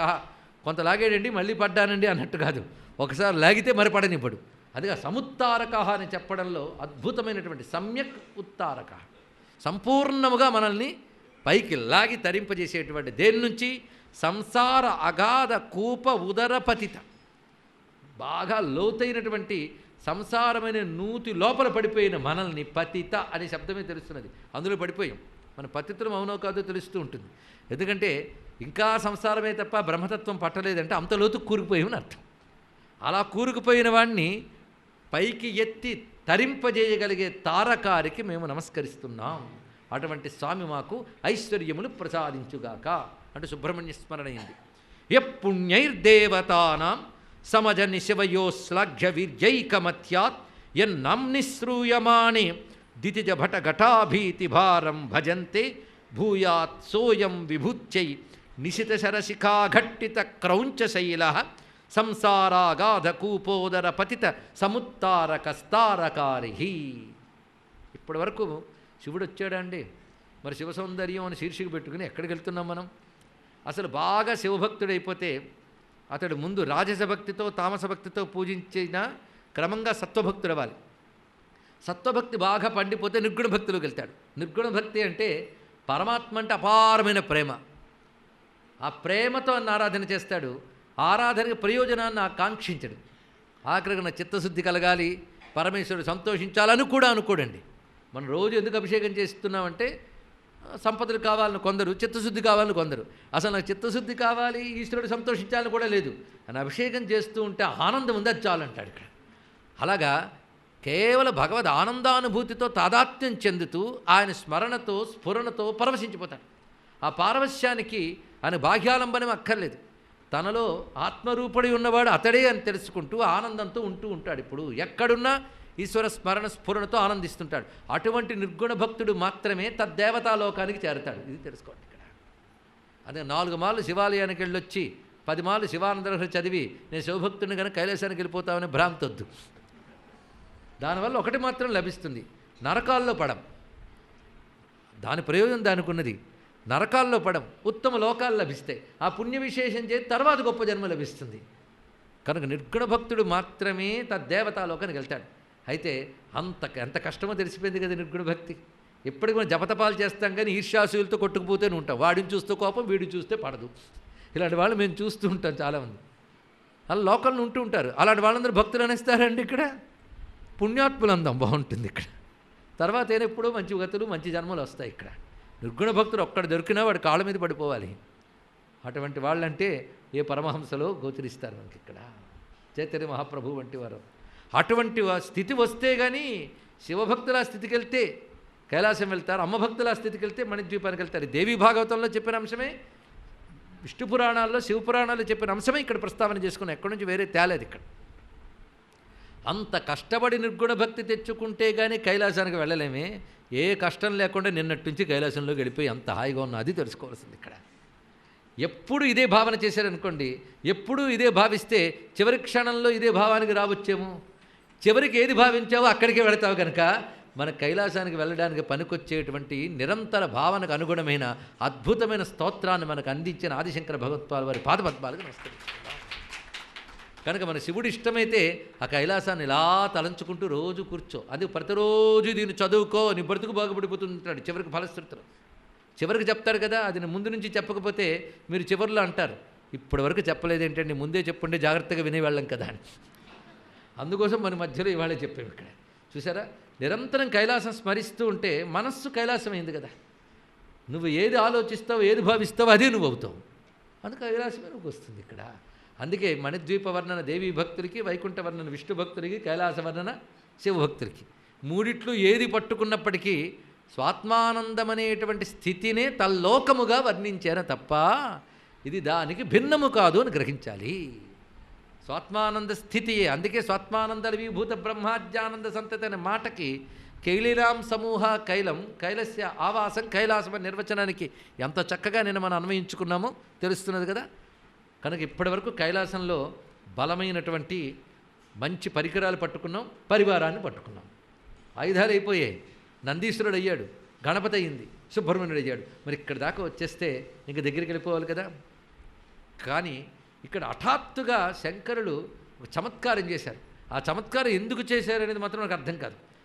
మనం వెళుతున్న క్రమంలో ఆ తర్వాత మరి ఇంకెవరినైనా వర్ణించవచ్చు, లేకపోతే మరొక కైలాసంలో భవనమో శివుడు అమ్మవారు నేరుగా వెళ్ళిపోవచ్చు. కానీ వేటికి వెళ్లకుండా ఒక ప్రత్యేక శివస్వరూపాన్ని ఒక్క శ్లోకంలో పెట్టారు. ఆ స్వరూపం చూద్దాం ఇప్పుడు. రమ్యమైనటువంటి ఆ శ్లోకం. ఆరూఢ ప్రౌఢ వేగ ప్రవిజిత పవనం తుంగ తుంగం తురంగం చేలం నీలం వసాన కరతల విలసత్కండ కోదండ దండ రాగద్వేషాది నానావిధ మృగపటలీ భీతి కుర్భూత భర్త కుర్వన్నాఖేటలీలాం పరిలసతు మనక్కాననే మామకీనే. ఈయన కైలాసంలో తిరుగుతున్న రూపమా? మరి ఎందుకు ఈయన ప్రత్యేకంగా చెప్పారు? ఇందులో చెప్పబడ్డవాడు ఎవడంటే గుర్రం మీద కూర్చుని వస్తున్న శివుడు. ఇలాంటి రూపం సాధారణంగా ఊహించం. కానీ భారతదేశంలో కొన్ని ప్రాంతాలలో ఇలాంటి శివస్వరూపం ఉంది. ముఖ్యంగా మహారాష్ట్రలో ఇలాంటి శివరూపం ఉన్నది. గుర్రం మీద ఉన్న శివుడు అత్యద్భుతమైన క్షేత్రం. దానికి ప్రత్యేకమైన యాత్ర కూడా చేస్తూ ఉంటారు. అంటే వేటగాడైన శివుణ్ణి వర్ణించారు ఇక్కడ. ఒక రాజు గుర్రం మీద వెళ్ళి వేటాడినట్లుగా జగద్రాజు అయినటువంటి భగవానుడు ఒక గుర్రం మీద వెళుతున్నట్టు. ఇది మనం ధ్యానించుకుంటే చాలు. దీని ప్రయోజనం దీనికి ఉన్నది. అంటే వేటగాడి రూపాన్ని ధ్యానింపజేస్తున్నారు. రెండు రకాల వేటగాళ్ళు ఉంటారు. కిరాత రూపంతో ఉన్న శివుడు ఆదిబోయుడు, ఆయన ఒక వేటగాడు. నమ మృగయుభ్యస్వనిభ్యశ్చవో నమ అన్నం కదా. పుంజిష్టేభ్యో నిషాదిభ్యశ్చవో నమ. స్వామిన్ ఆదికిరాత మామకమన కాంతార సీమాంతరే వర్తంతే బహుశా మృగా మదజుష మాత్సర్య మోహాదయ తాన్ హత్వా మృగయా వినోద రుచిరం లాభంచ సంప్రాప్స్యసి. శివానందలహరిలో అన్నారు, మా గచ్చస్త్వమితస్తతో గిరిశభో మయ్యేవ వాసం కురు స్వామిన్నాదికిరాత మామకమన కంతార సీమాంతరే వర్తంతే బహుశో మృగా మదజుష మాత్సర్యమోహాదయ తాన్ హత్వా మృగయా వినోద రుచిరం లాభంచ సంప్రాప్స్యసి. ఎంత రమ్యమైన స్వరూపాన్ని అక్కడ ఆవిష్కరించారు చూడండి. ఆయనవడు ఆదికిరాతస్వామి. ఆయనతో మాట అంటున్నారు, మాగచ్చస్త్వమితస్తత, నువ్వు ఇక్కడ అక్కడ తిరక్కయ్యా, వేటగాడు వేటాడడం కోసం రకరకాల అడవుల్లో రకరకాల జంతువుల కోసం తిరుగుతుంటాడు. నువ్వు ఎందుకంత కష్టపడతావు? నీకేం కష్టం లేకుండా మంచి అడవి చూపిస్తాను, అక్కడ మదించిన జంతువులు ఉన్నాయి, రా పిలుస్తున్నాడు. ఎక్కడికంటే మామక మనక్కాంతార సీమాంతరే, నా మనస్సు అనే దట్టమైనటువంటి అరణ్యం ఒకటి ఉంది. అది అజ్ఞానాంధకార బంధురమైనటువంటి అరణ్యం. అరణ్యంలో ఎవ్వడు కొట్టిన వాళ్ళు లేడు గనక మదించి తిరుగుతున్నాయి మద జంతువులు. అవేమిటంటే మదమే. అవన్నీ మాత్సర్య మోహాదయ. చెప్పుకోవాలంటే ఒకటా రెండా అండి, మనకు కొంచెం టైం ఇస్తే మనమే చెప్పగలం. ఎందుకంటే శత్రువులను ఐడెంటిఫై చేసే టైం కూడా ఉండట్లేదు మనకి, వాడితో కలిసి బతికేస్తున్నాం. కొంచెం తీరిగ్గా ఉంటే మనలో ఉన్న శత్రువులు మనకు తెలుస్తారు. అలాంటి వాళ్ళు బలిసి తిరుగుతున్నారయ్యా, మామూలుగా కాదు. వాళ్ళ బలుపుకి తగ్గట్టుగా జీబులు కట్టిపోయిన అజ్ఞానాంధకార బంధురమైనటువంటి మనక్కాంతారం ఉన్నది, అక్కడ బలిసి తిరుగుతున్నాయి. వాటిని వేటాడుకోరా, ఇక్కడికి వచ్చేవనుకో చాలా సంతోషం. చూసారా, ఏదో తనకి ప్రయోజనం కాదుట, నీకు ప్రయోజనం అయ్యా శివ అన్నారు. ఏదో నీకు మంచి జంతువులను వేటాడాలని సరదా ఉంది కదా, ఆ సరదా తీరుస్తున్నాను రా, నీకు వినోదం కలిగిస్తున్నాను, నీకోసమే పిలుస్తున్నాను అని చెప్పాడు. దీనివల్ల నీకు లాభం, దానివల్ల నాకు ఎంతో లాభం ఉంటున్నాడు. ఇక్కడ నువ్వు వాటిని వేటాడుతావు, దానివల్ల ఆ దుర్మృగాలు పోతాయి, నేను హాయిగా ఉంటాను. ఆ పిలవడం ఎంత చక్కగా చెప్తున్నారు. ఆయనకి లాభం అని పిలిచి మన లాభం మనం చూసుకోవడం ఎంత బాగున్నదో. ఇదొక తెలివితేటల పని. అందుకే మాగచ్చస్త్వమితస్తతో గిరిశభో మయ్యేవ వాసంకురు. పైగా ఈ అడవి అలాంటి అడవంటే కొంతకాలం జంతువులు అయిపోతే తర్వాత ఇంకోటికి వెళ్దామంటే ఏం బాధ లేదు, కావలసిన ఉన్న జంతువులు నువ్వు సెటిల్ అయిపోయి వేటాడుకోవచ్చు. మయ్యేవ వాసంకురు, ప్రవాసంకురు కాదు, వాసంకురు. చక్కగా వచ్చి కూర్చోవచ్చు, మొత్తం వేటాడుకోవచ్చు. అలా తిరగవయ్యా స్వామిన్న అదికి రాత మామకమనక్కాంతార సీమాంతరే వర్తంతే బహుశో మృగా మదజుషా మాత్సర్య మోహాదయ తాన్ హత్వా మృగయా వినోద రుచిరం లాభంచ సంప్రాప్స్యసి. నీకు మృగయా వినోదం అనే లాభం దొరుకుతుంది రా అని పిలిచాడండి. ఇక్కడ లాభం కూడా దొరుకుతుందన్నాడు. అంటే నీకది నాకిది అని చెప్పడం ఎంత రమ్యమైన భావన. అక్కడ మన ఆదికి రాదురు గుర్తొస్తాడు, బోయివాడు. అయితే శివుణ్ణి బోయివాడు అందామా అంటే బోయివాడే కదా రాజుగారు కూడా. ఎందుకు సర్వజగత్తుకి రాజు కదా, రాజరాజేశ్వరుడు అయ్యే పేరు జగదీశ్వరుడు, జగత్తుకి పాలకుడు. మరి పాలకుడిని కదా, నన్ను వేటగాడితో ఎందుకు పోలిస్తావు, నేనేం వేటలు చేయనంటే రాజుగారు కూడా వేటాడుతుంటారు కదా నాయన అన్నాడు. ఇక్కడ రాజుకు వేట ఒక ధర్మం, కానీ రాజుకు వేట వ్యసనమైపోతే మాత్రం ప్రమాదం. వేట వ్యసనం ఎప్పుడవుతుందంటే వినోదం కోసం వేటాడితే. వేట ధర్మం ఎప్పుడవుతుందంటే తాను పాలించే రాజ్యాల జనపదాలలో క్రూరమృగాలు దాడులు కానీ పెరిగితే రాజు తన పరివారంతో వెళ్ళి క్రూరమృగాల బాధ లేకుండా వాళ్ళని కాపాడడం కోసం క్రూరమృగాలను వేటాడతాడు. అప్పుడు మృగయా ధర్మమైంది, లేకపోతే మృగయా వినోదం అవుతుంది. కానీ మృగయా ధర్మం చేయాలయ్యా నువ్వు రా అన్నాడు. అంటే ఇక్కడ ఇవాళ మనకు కనబడే వేటగాడు రాజైన వేటగాడు. రాజు ఎలా వెళ్తున్నాడు, గుర్రం మీద వెళ్తాడు. ఆ గుర్రం ఎలా వెళ్తుందో చూడండి. నెమ్మదిగా వచ్చి ఒక్కొక్కటి కొడతాలి అంటే లాభం లేదు, తొందరగా చేయవయ్యా అని చెప్పడం ఇందులో ఉద్దేశం. తొందరగా కావాలి, ముక్తి ఎప్పుడో ఇస్తానంటే లాభం లేదు. ఒకరితో ఎప్పుడో చెప్పారు, ఏ జన్మలో ఒక జన్మలో తప్పకుండా భగవంతుని చేరతాం అంటే ఎప్పటికైనా చేరతాం కదా ఇలా కానివ్వండి అన్నాడు ఒక ఆయన. ఎప్పటికైనా అంటే ఎన్ని కోట్ల జన్మల దూరం అండి బాబు. భగవంతుని జడితి తొందరగా అని తొందర పెట్టాలి. ఇంత తొందర పెడితే ఏదో జన్మలో వస్తుంది చూడండి. ఇక్కడ అంత తొందర పెట్టాలి, లేకపోతే మహా కష్టం. అందుకే ఖగరాజు నియ్యారతి విని వేగచనలేడో గగనానికి ఎలుగు బహుదూరం బనినాడు. అంత తొందర ఎందుకు పెట్టాడు త్యాగయ్య, ఎంత తొందర అండి, గరుత్మంతుడు ఆలస్యం చేస్తున్నాడా అన్నాడు చూడండి. ఇక్కడ నెప అటుతోశాడు. ఎందుకయ్యా ఇంత తొందర అంటే నగుమోము కనలేని నా జాలి తెలిసి. ఈ ఏడాది ఎంత గొప్పదంటే కంచి పరమాచార్య చంద్రశేఖరేంద్ర సరస్వతి స్వామివారు ఆవిర్భవించి 125 ఏళ్ళు, దానికి డబల్ త్యాగరాజ స్వామి వారు ఆవిర్భవించి 250 ఏళ్ళు.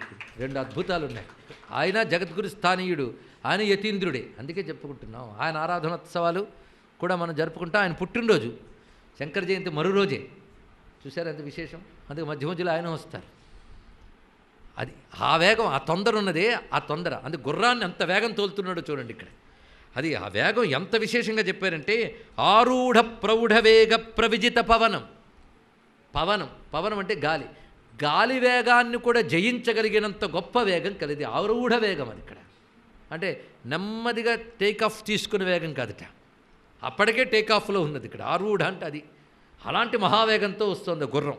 అలాంటి గుర్రం, పైగా గుర్రం చిన్నది కాదు, తుంగం తురంగం, ఒక ఎత్తైనటువంటి మంచి జాతి గుర్రం. ఆ గుర్రం మీద కూర్చున్నాడు. ఈ శివుడు ఎలా ఉంటాడంటే మంత్రశాస్త్రంలో రూపం ఎలా ఉంటుందో అలా చెప్తున్నాడు ఆయన. ఈ ఊరికిన వర్ణనలు కావు, మంత్రానికి ధ్యానాలు ఒక్కొక్కటి కూడా. అంటే ఆ మంత్రం ఈ శ్లోకంలో దాగి ఉందని అర్థం. చేలం నీలం వసానహ, నీల వస్త్రం ధరించున్నట్టు తెల్లని శివుడు నీలవస్త్రం ధరించి కరతల విలసత్కాండ కోదండ దండ, చేతులు ధనుర్బాణాలు ధరించాడు. అటువంటి వాడు వేటిని కొడుతున్నాడంటే రాగద్వేషాది నానావిధ మృగపటలీ భీతికృత్. ఆయన ఒక్కసారి తలంచుకుంటే మన లోపల మాయావికారి ఏది మొలకెత్తిన భయపడి ఉండిపోతుంది. ఇక్కడ వేటగాడొస్తే జంతువులు ఎంత గడగడలాడతాయో, ఈ వేటగాడు మన హృదయం అనే అరణ్యంలో తిరుగుతూ ఉంటే అందులో వికారాల జంతువులు గడగడలాడి దూరం వెళ్ళిపోతాయి. ఇక్కడ వాడికి భీతి కలిగిస్తున్నాడు. వేటికి? రాగద్వేషాది నానావిధ మృగపటలి, రాగద్వేషము మొదలైనవి, రాగము ద్వేషము మొదలైనటువంటి మృగ సమూహం అంతటికీ భీతికృత్, భయాన్ని కలిగిస్తున్నాడు. మామకీనే, నా యొక్క మనక్కాననే, మనస్సనే అడవియందు విహరించుగాక.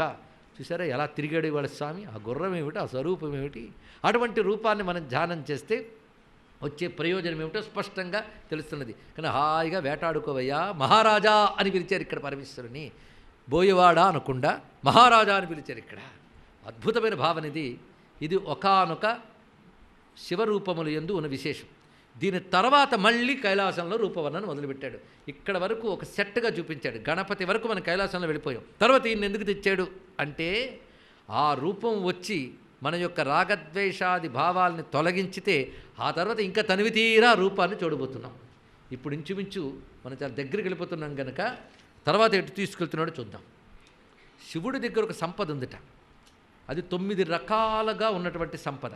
మన దగ్గర సంపదని ఎవడైనా కాల్కులేట్ చేశాడనుకోండి చెప్తాడు 15 పట్టు చీరలు 100 నగలు అలాగే చెప్తారు కదా. అలాగే 6 ఇళ్ళు అని లెక్క కడతారు కదా. అలా శివుడి దగ్గర ఒక సంపద ఉందిరండి. అందులో 9 ఉన్నాయట మొత్తం. చూడండి అద్భుతమైన భావం ఇది. ఇక్కడ శ్రీ విద్యా పరమ రహస్యాల్ని యొక్క శ్లోకంలో పెట్టాడు. ఇక్కడ అద్భుతమైన భావం. అంబోజాభ్యాంచ రంభా రథచరణ లతా ద్వంద్వ కుంభీంద్ర కుంభై బింబేనేందోశ్చ కంభోరుపర విలసిత విద్రుమేణోత్ఫలాభ్యాం అంబోదేనాపి సంభావితముపజనితాడంబరం శంబరారే శంభో సంభోగయోగ్యం కిమపి ధనమిదం సంభవేత్ సంపదేన. ఆదిశంకరులు తప్ప ఇంకెవ్వరూ రాయలేరు అలాంటి శ్లోకం ఇది. సామాన్యంగా ఏ కవి రచించలేడండి. ఈ శ్లోకం కానీ పట్టుకుంటే ఆదిశంకరులే రచించారని దండం పెడతాం. ఒక్కసారి సౌందర్యలహరి శివానందలహరి అన్నీ కలిసిపోయి ఒక శ్లోకంలో కనబడతాయి. చెప్పకనే చెప్పారు ఒక మహాస్వరూపాన్ని. శివుని సంపదట, ఆ శివుని సంపద. ఆ సంపద మనల్ని అనుగ్రహించి ఐశ్వర్యములు ప్రసాదించుగాక. పైగా ఇది ధనం, కిమపి ధనం, కిమపి ధనమిదం. కిమపి, కిమపి అనే శబ్దం మనం పలుమార్లు చెప్పుకున్నాం. మూక పంచసతి, అదేవిధంగా సౌందర్యలహరి మొదలైన వాటిలో కూడా కిమపి శబ్దం యొక్క గొప్పతనాన్ని మనం పలుమార్లు చెప్పుకున్నాం. కిమపి అంటే అనిర్వచనీయ వస్తువు అని అర్థం. ఇక్కడ కిమపి ఏదో ఏదో అని చెప్పడం. కిమ్ అప్పి ఏదో, ఆ ఏదో అయిన ఒక సంపద ఉందయ్యా అంటే నువ్వు నోటితో వర్ణించలేనిది, మనస్సుతో ఊహించలేనిది. అలాంటి ఒకనొక అద్భుతమైన ధనం శివుని వద్ద ఉన్నది. ఆ ధనం శివునికి మాత్రమే అనుభవయోగ్యమైన ధనం. ఇతరులు ఎవరు దాన్ని అనుభవించలేరు. అనుగ్రహం పొందడమే తప్ప అనుభవించే శివుడు మాత్రమే అనుభవించేది. ఎందుకంటే ఒక మహాపతివ్రత యొక్క సౌందర్య సంపద పతికి మాత్రమే అనుభవయోగ్యం. ఆ పతి ఎవడు? శివుడు. అప్పుడు ఆయనకు మాత్రమే అనుభవయోగ్యమైన సంపద ఎవరు? ఆ మహాపతివ్రత ఎవరు? అమ్మా. ఇది సరిగ్గా తెలియాలంటే కామేశ జ్ఞాత సౌభాగ్యమార్దవోరుద్వయాన్విత. కామేశ జ్ఞాత, కామేశ్వరుడికి మాత్రమే తెలిసిన ఊరుబులు యొక్క మెత్తదనము అన్నారు. ఎందుకంటే ఆ స్పర్శాభాగ్యం ఆ మహాపతివ్రత శివునికి మాత్రమే ఇచ్చినది. శివుడికి మాత్రమే తెలిసేది. ఇక్కడ పరమశివ దృంమాత్ర విషయం అన్నారు ఆనందలహరిలో. ఇదే అంశం శివుడికి మాత్రమే తెలియబడుతున్నది అమ్మ యొక్క సౌందర్యం. భక్తులకు అనుగ్రహం మాత్రమే. ఇది గ్రహించవలసినటువంటి అంశం. అంటే శివునికి మాత్రమే తెలియబడుతున్నది అంటే అర్థం ఏమిటి? శివుడు జ్ఞానమైతే అమ్మ ఆనందం. ఆనందం ఎప్పుడు జ్ఞానంతోనే కలిసి ఉంటుంది. శివుడు జ్ఞానస్వరూపుడు, అమ్మ ఆనందరూపుడి. అతని సంతతానంద శక్తియా సరసిజాక్షి విశ్వజనయిత్రి వారికి వేరు లేదు అన్నాడు శ్రీరాధ మహాకవి. ఆనందం, ఆనందం ఏంటి? బ్రహ్మమునికి సంబంధించిన ఆనందం, లోకానికి సంబంధించిన ఆనందం కాదు ఇది. కనుక లోకులకు లోకానికి అందని ఆనందం బ్రహ్మమునకు చెందిన ఆనందం, బ్రహ్మమునకు మాత్రమే చెందిన ఆనందం, బ్రహ్మమే తానైన ఆనందం. అది ఇక్కడ అటువంటి ఆనంద స్వరూపమే, బ్రహ్మానంద స్వరూపమే శివుని సంపద. అంటే ఎవరండి ఆవిడ? ఆవిడ అన్నాం కనుక మీరే చెప్పగలరు, కానీ ఆ పేరెత్తలేదు ఆయన. పేరెత్తకుండా చెప్పాడు. ఎంత చమత్కారము! పేరెత్తకుండా, రూప ప్రస్తావన చేయకుండా శంభో సంభోగయోగ్యం, శివునికి మాత్రమే సంపూర్ణముగా అనుభవయోగ్యమైనటువంటి వస్తువు ఏదైతే ఉన్నదో అది. ఎందుకంటే ఆనందం అనుభవ స్వరూపం, ఆనంద స్ఫురద అనుభవాభ్యం. ఆనందం కేవలం స్వానుభవ స్వరూపమే, దాన్ని ఎవడు వర్ణించలేరు, నోటికి అందదు. అనుభవం మాత్రమే. అనుభవం ఏది? దేని యొక్క అనుభవం? బ్రహ్మము యొక్క అనుభవం, ఇంకోటేమీ లేదు ఇక్కడ.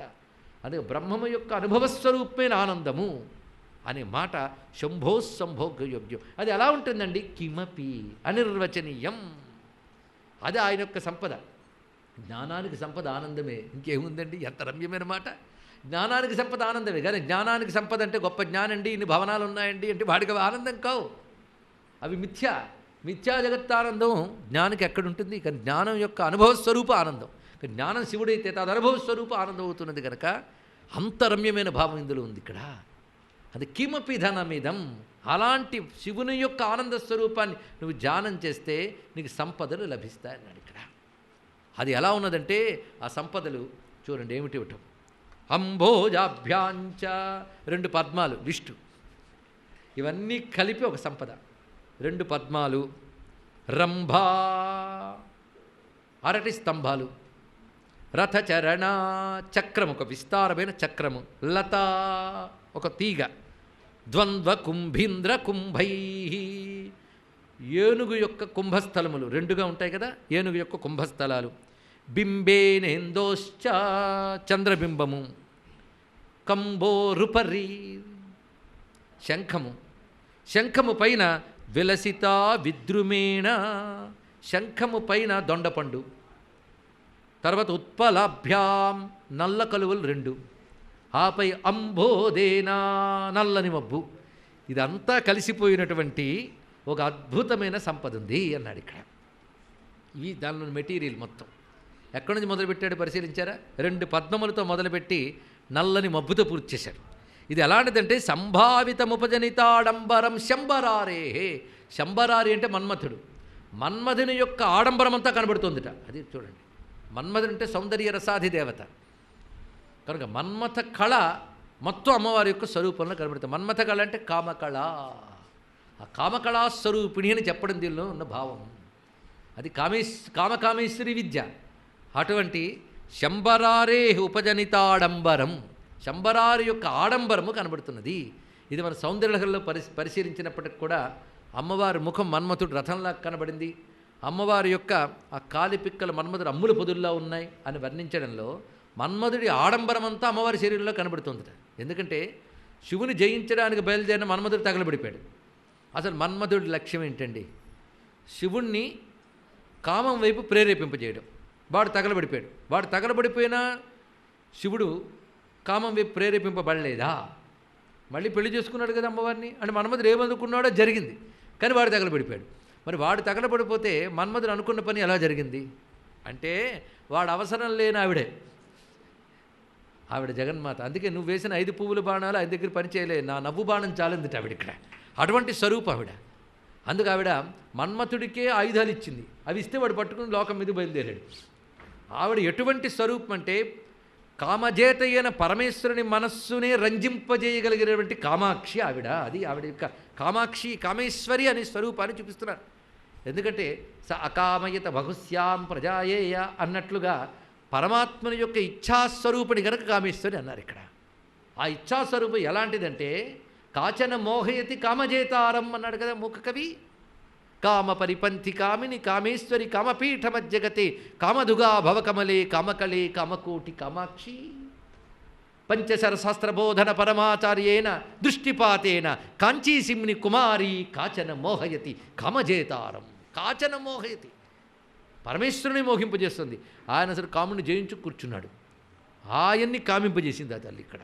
అటువంటిది కనుక మన్మథుని యొక్క ఆడంబరమంతా ఆవిడ శరీరంలో కనబడుతుంది ఇక్కడ. కనుక బయట మన్మథుడు తగలడ్డాడు, ఆమె శరీరూపమైన మన్మథ శక్తి పరమేశ్వరుని వశం చేసుకున్నది. ఇది శ్రీ విద్యగా ఉపాసింపబడుతున్న కామకళా స్వరూపమే అది రహస్యంగా చెప్పబడుతున్నది. ఈ స్వరూపం ఎలా ఉన్నది? మొదట పద్మములు, ఆ తర్వాత రంభ. ఏమిటి ఇందులోని విశేషము? పద్మములు 2 అన్నాడు, అంటే అమ్మ పాద పద్మములు 2. ఆ తర్వాత కాలిపిక్కలు తొడలు, అవి అరటి యొక్క స్తంభముల వలె ఉన్నాయి కదా, రంభ అన్నారు. రథచరణ, అమ్మవారి యొక్క నితంబము యొక్క విస్తారము చక్రము వలె విస్తరించి ఉన్నది. లత అంటే నూగారు. ద్వంద్వ కుంభీంద్ర కుంభై, అమ్మ యొక్క వక్షస్థలం. ఆ తర్వాత బింబేనేందోశ్చ, చంద్రబింబం అంటే అమ్మవారి యొక్క వదనం. తర్వాత కంబు, శంఖం అంటే ఆ వదనం ప్రారంభంలో ఉన్నటువంటి కంఠం, అది కంఠం. ఆ కంఠానికి పైన దొండపండు అంటే పెదవులు, ఆ పైన నల్ల కలువలు అంటే 2 నేత్రములు, ఆ తర్వాత నల్లని మబ్బు అంటే జుట్టు అని వర్ణించారు ఇక్కడ. అంటే వర్ణన ఎక్కడి నుంచి ఎలా వెళ్ళిందో చూసారా? పాదముల నుంచి శిరస్సు వరకు అమ్మవారి యొక్క స్వరూపాన్ని అంతటి ఒక్క శ్లోకంలో చెప్పాడు. సౌందర్యాన్ని కలిపేసి ఒక శ్లోకంలో పెట్టాడు మహానుభావుడికి. అమ్మవారి స్వరూప సాక్షాత్కారం మొత్తం ఇందులో మనకు కనబడుతున్నది. ఇక్కడ పాదములు మొదలుకుని శిరస్సు వరకు ఉన్నటువంటి ఆ సంపదను చూసావు కదా, వెంటనే అమ్మను చూసిన వెంటనే అయ్యి గుర్తు రావాలి. అదే సమయాచారం. అప్పుడు మాతృభావం నిలుస్తుంది. విశ్వవ్యాపకమైన మహాసౌందర్యాన్ని మాతృభావంతో దర్శించేవాడే సిద్ధపురుషుడు. అది కావలసింది. అది భోగభావం కాదు, యోగభావం అక్కడ కనబడుతున్నది. అందుకు ఆ మహాసౌందర్య కనబడగానే అది ఎవరిదో చెప్తున్నాడు ఇక్కడ, శివునికి మాత్రమే చెందినది అనేటువంటి సమయాచార సంప్రదాయాన్ని ఇందులో చెప్తున్నాడు. దీన్నే సమయాచారము అని అంటారు. ఇక్కడ శివశక్తుల సామ్యాన్ని బోధించే సమయాచారం. అది శంభో సంభోగయోగ్యం కిమపి ధనమిదం సంపదే అన్న భావాన్ని మనం ఇందులో చూపిస్తున్నాడు. దాన్ని మరొక్కసారి చదువుకుందాం ఈ శ్లోకం. దీన్ని బట్టి ఇప్పుడు ఎవరిని వర్ణించారు? రథచరణలతా ద్వంద్వ కుంభీంద్ర కుంభై బింబేనేందోశ్చ కంభోరుపర విలసితా విద్రుమేణోత్పలాభ్యాం అంబోదేనాపి సంభావితముపజనితాడంబరం శంబరారే శంభో సంభోగయోగ్యం కిమపి ధనమిదం సంభవేత్ సంపదే నహ. నహ అంటే మన యొక్క సంపద. ఇంకా తల్లి వర్ణన అక్కడితో అవుతుందా? మళ్ళీ తర్వాత శ్లోకం కూడా అమ్మ వర్ణనే చూపిస్తున్నారు. వేణి సౌభాగ్య విస్మాపిత తపనసుతాచారు వేణీ విలాసాన్ వాణి నిర్ధూత వాణీకరతల విధృతోదార వీణా విరావాన్ ఏణీ నేత్రాంగ భంగీ నిరసన నిపుణాంగ కోణానుపాసే శోణాన్ ప్రాణానుధూఢ ప్రతినవ సుషమా కందళా నిందుమౌళే. మీరు రెండిట్లో గమనించండి, అమ్మవారి పేరు లేదు, ఒక నామం చెప్పలేదు, రూప ప్రస్తావన చెయ్యకుండానే రెండిటి చూపించాడు ఇక్కడ. అది కవిత్వంలో ఉన్న అద్భుతమైన చమత్కారం. ఎంతకంటే కవిత్వం ఎవడు చెప్పగలడు? ఇక్కడ ఆ వర్ణన బట్టి నువ్వు తెలుసుకోవాల్సినదే ఇక్కడ అమ్మవారిని. పైగా శివుని సంపద అన్నారు అక్కడ. ఇప్పుడు చూపిస్తున్నది శివుని ప్రాణములను నేను ధ్యానిస్తున్నాను అన్నాడు ఇక్కడ. శివుని ప్రాణాలను ధ్యానిస్తున్నట్టే. ఏమిటండి ఈ విషయం? ప్రాణాన్, ఎవరి యొక్క ప్రాణం? ఇందుమౌళేహ ప్రాణాన్, చంద్రశేఖరుని యొక్క ప్రాణములను అన్నాడు ఇక్కడ. చంద్రశేఖర శబ్దం సరిగ్గా పడిందండి ఇక్కడ. చంద్రశేఖర్ అంటే మోక్షప్రదాత, అమృతస్వరూపుడు. అది ఇక్కడ అమ్మవారంటే అమృతస్వరూపిణి. పైగా నెలవంక ఎక్కడుంది? నెత్తి మీద. సహస్రారాంతర్గతమైనటువంటి చంద్రబింబమే, అమృతబింబమే. దాన్ని ప్రకటించే స్వరూపమే చంద్రశేఖర రూపం. ఆ పదం వేయడంలో రమ్యంగా అమ్మవారితో ఉన్న అయ్యవారిని చెప్పడానికి ఇదే సరైనటువంటి పదం ఇక్కడ. ఇందుమౌళి యొక్క ప్రాణములని మేము ఉపాసిస్తున్నాము అన్నారు ఇక్కడ. ఇందుమౌళి యొక్క ప్రాణములు అన్నారే అంటే ప్రాణాలను ఎలా ఆరాధిస్తారంటే కనబడతాయి పెడతాయి అంటే ఆ ప్రాణములన్నీ కలిసి ఒక రూపం ధరిస్తే ఆ రూపం పేరు అమ్మవారు. అంటే అమ్మవారు అంటే ఎవరు? శివుని ప్రాణశక్తి. ప్రాణము లేకుండా ఒకడి ఉనికి ఎలా ఉండదో ప్రాణము లేకుండా పరమేశ్వరుడు మనకు వ్యక్తము కాడు. ఆయన ప్రాణస్య ప్రాణ, అది నిజమే, ప్రాణానికి కూడా ప్రాణమైన వాడు. కానీ ఆయన వల్లే ప్రాణం ఉంటుంది, ప్రాణం వల్ల ఆయన తెలియబడుతున్నాడు. అదేవిధంగా శివుని ప్రాణములు కనుక అమ్మవారిని ఉపాసన చేస్తున్నామంటే ఆయన ప్రాణశక్తిని ఉపాసన చేస్తున్నాం. ముఖ్య ప్రాణోపాసన అని యోగంలో చెప్తున్నటువంటి ఆంతర్యం ఇది. ఇంత రహస్యం. అయితే ఆ ప్రాణం ఎలా ఉన్నదంటే శోణాన్, ఎర్రని రంగుతో ఉన్న ప్రాణములు అన్నాడు. శోణం అంటే ఎరుపు. ఎర్రని కాంతులను వెదజల్లుతున్న శివుని ప్రాణములను ఉపాసిస్తున్నాం. అంటే ఎర్రని కాంతులు వెదజల్లుతుందని అరుణాం కరుణా తరంగితాక్షిం. శివుని ప్రాణములు ఎర్రగా ఉన్నాయట. అంటే ప్రాణానికి రంగు ఉంటుందండి. ఆ ప్రాణములు మా అమ్మ, ఆవిడ రంగు ఎరుపు. అంటే శివుడికి అమ్మ ప్రాణం. మనం అంటూ ఉంటాం కదా, బాగా ప్రేమ పెరిగితే నువ్వే నా ప్రాణం అంటాం కదండి. ఇక్కడ అది శివుడి ప్రాణం, అమ్మవారు. ఎంత విశేషమైన అంశం ఇక్కడ. అది శోణాన్, ఎరుపు కాంతులు వెజ్జల్లుతున్నటువంటి శివుని ప్రాణములు. ప్రాణములు అని బహువచనం చెప్పారంటే ప్రాణం బహుస్వరూపంగా భాషిస్తుంది కనుక, ప్రాణం ఒకటే అయినప్పటికీ బహురూపములతో భాషిస్తుంది. అలాగే అమ్మవారు ఒకరే అయినప్పటికీ ఉమా హైమవతి బహుశోభమాన గనక బహురూపములతో భాషిస్తోంది గనక ప్రాణాన్ అని బహువచనం చెప్పారు. ఆ శివుని ప్రాణములు నువ్వేం చేస్తున్నావు? ఉపాసే. శివుని ప్రాణములను ఉపాసించడమే ఆ ఉపాసన విద్య, శ్రీ విద్య.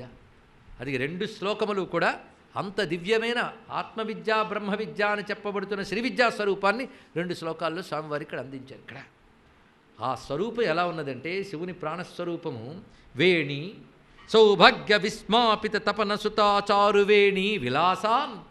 ఆ ప్రాణములు ఎంత గొప్పవంటే, ఆ ప్రాణములు యమునా నది యొక్క తరంగాల విలాసాలని ఓడించే జడలు కలిగి ఉన్నాయన్నాడు, కేశములు కలిగి ఉన్నాయన్నాడు. ఇక్కడ నల్లని జుట్టు, యమున నల్లగా ఉంటుందిట, అందులో తరంగాలు ఎలా ఉంటాయో పాయిలు అలా ఉన్నాయి, అందులో కర్లింగ్లు ఉన్నాయే యమునా తరంగాల్లో ఉన్నాయి. అలాంటి రమ్యమైనటువంటి నల్లని యమునా తరంగముల యొక్క సొగసును కూడా ఓడించగలిగేటటువంటి చక్కని కేశములు కలిగినటువంటి ప్రాణములవి అన్నాడు ఇక్కడ. అంటే ప్రాణములు రూపం ధరించే కదా అందుకు. ఇక ఆ తర్వాత పలుకుందే, ఆ ప్రాణాలకు మాట కూడా ఉందిట. ఆ మాట వాణి నిర్ధూతవాణి కరతల విరుతోదార వీణా విరావాన్. వాణీదేవి కరతలంలో ఒక వీణ ఉంది. ఆ వీణ నుంచి ఆవిడ మీటుతూ ఉంటే అందులో ఉదారమైన అందమైన ధ్వనులు వస్తున్నాయి. ఆ ధ్వనుల యొక్క సొగసుని కూడా ఓడించగలిగే వాణి ఆ ప్రాణాలకు ఉన్నది అన్నాడు ఇక్కడ. శివుని ప్రాణాలైన అమ్మవారు సరస్వతీదేవి వీణ యొక్క మధురమైన స్వరాల మాధుర్యాన్ని కూడా ఓడించగలిగే స్వరం కలది.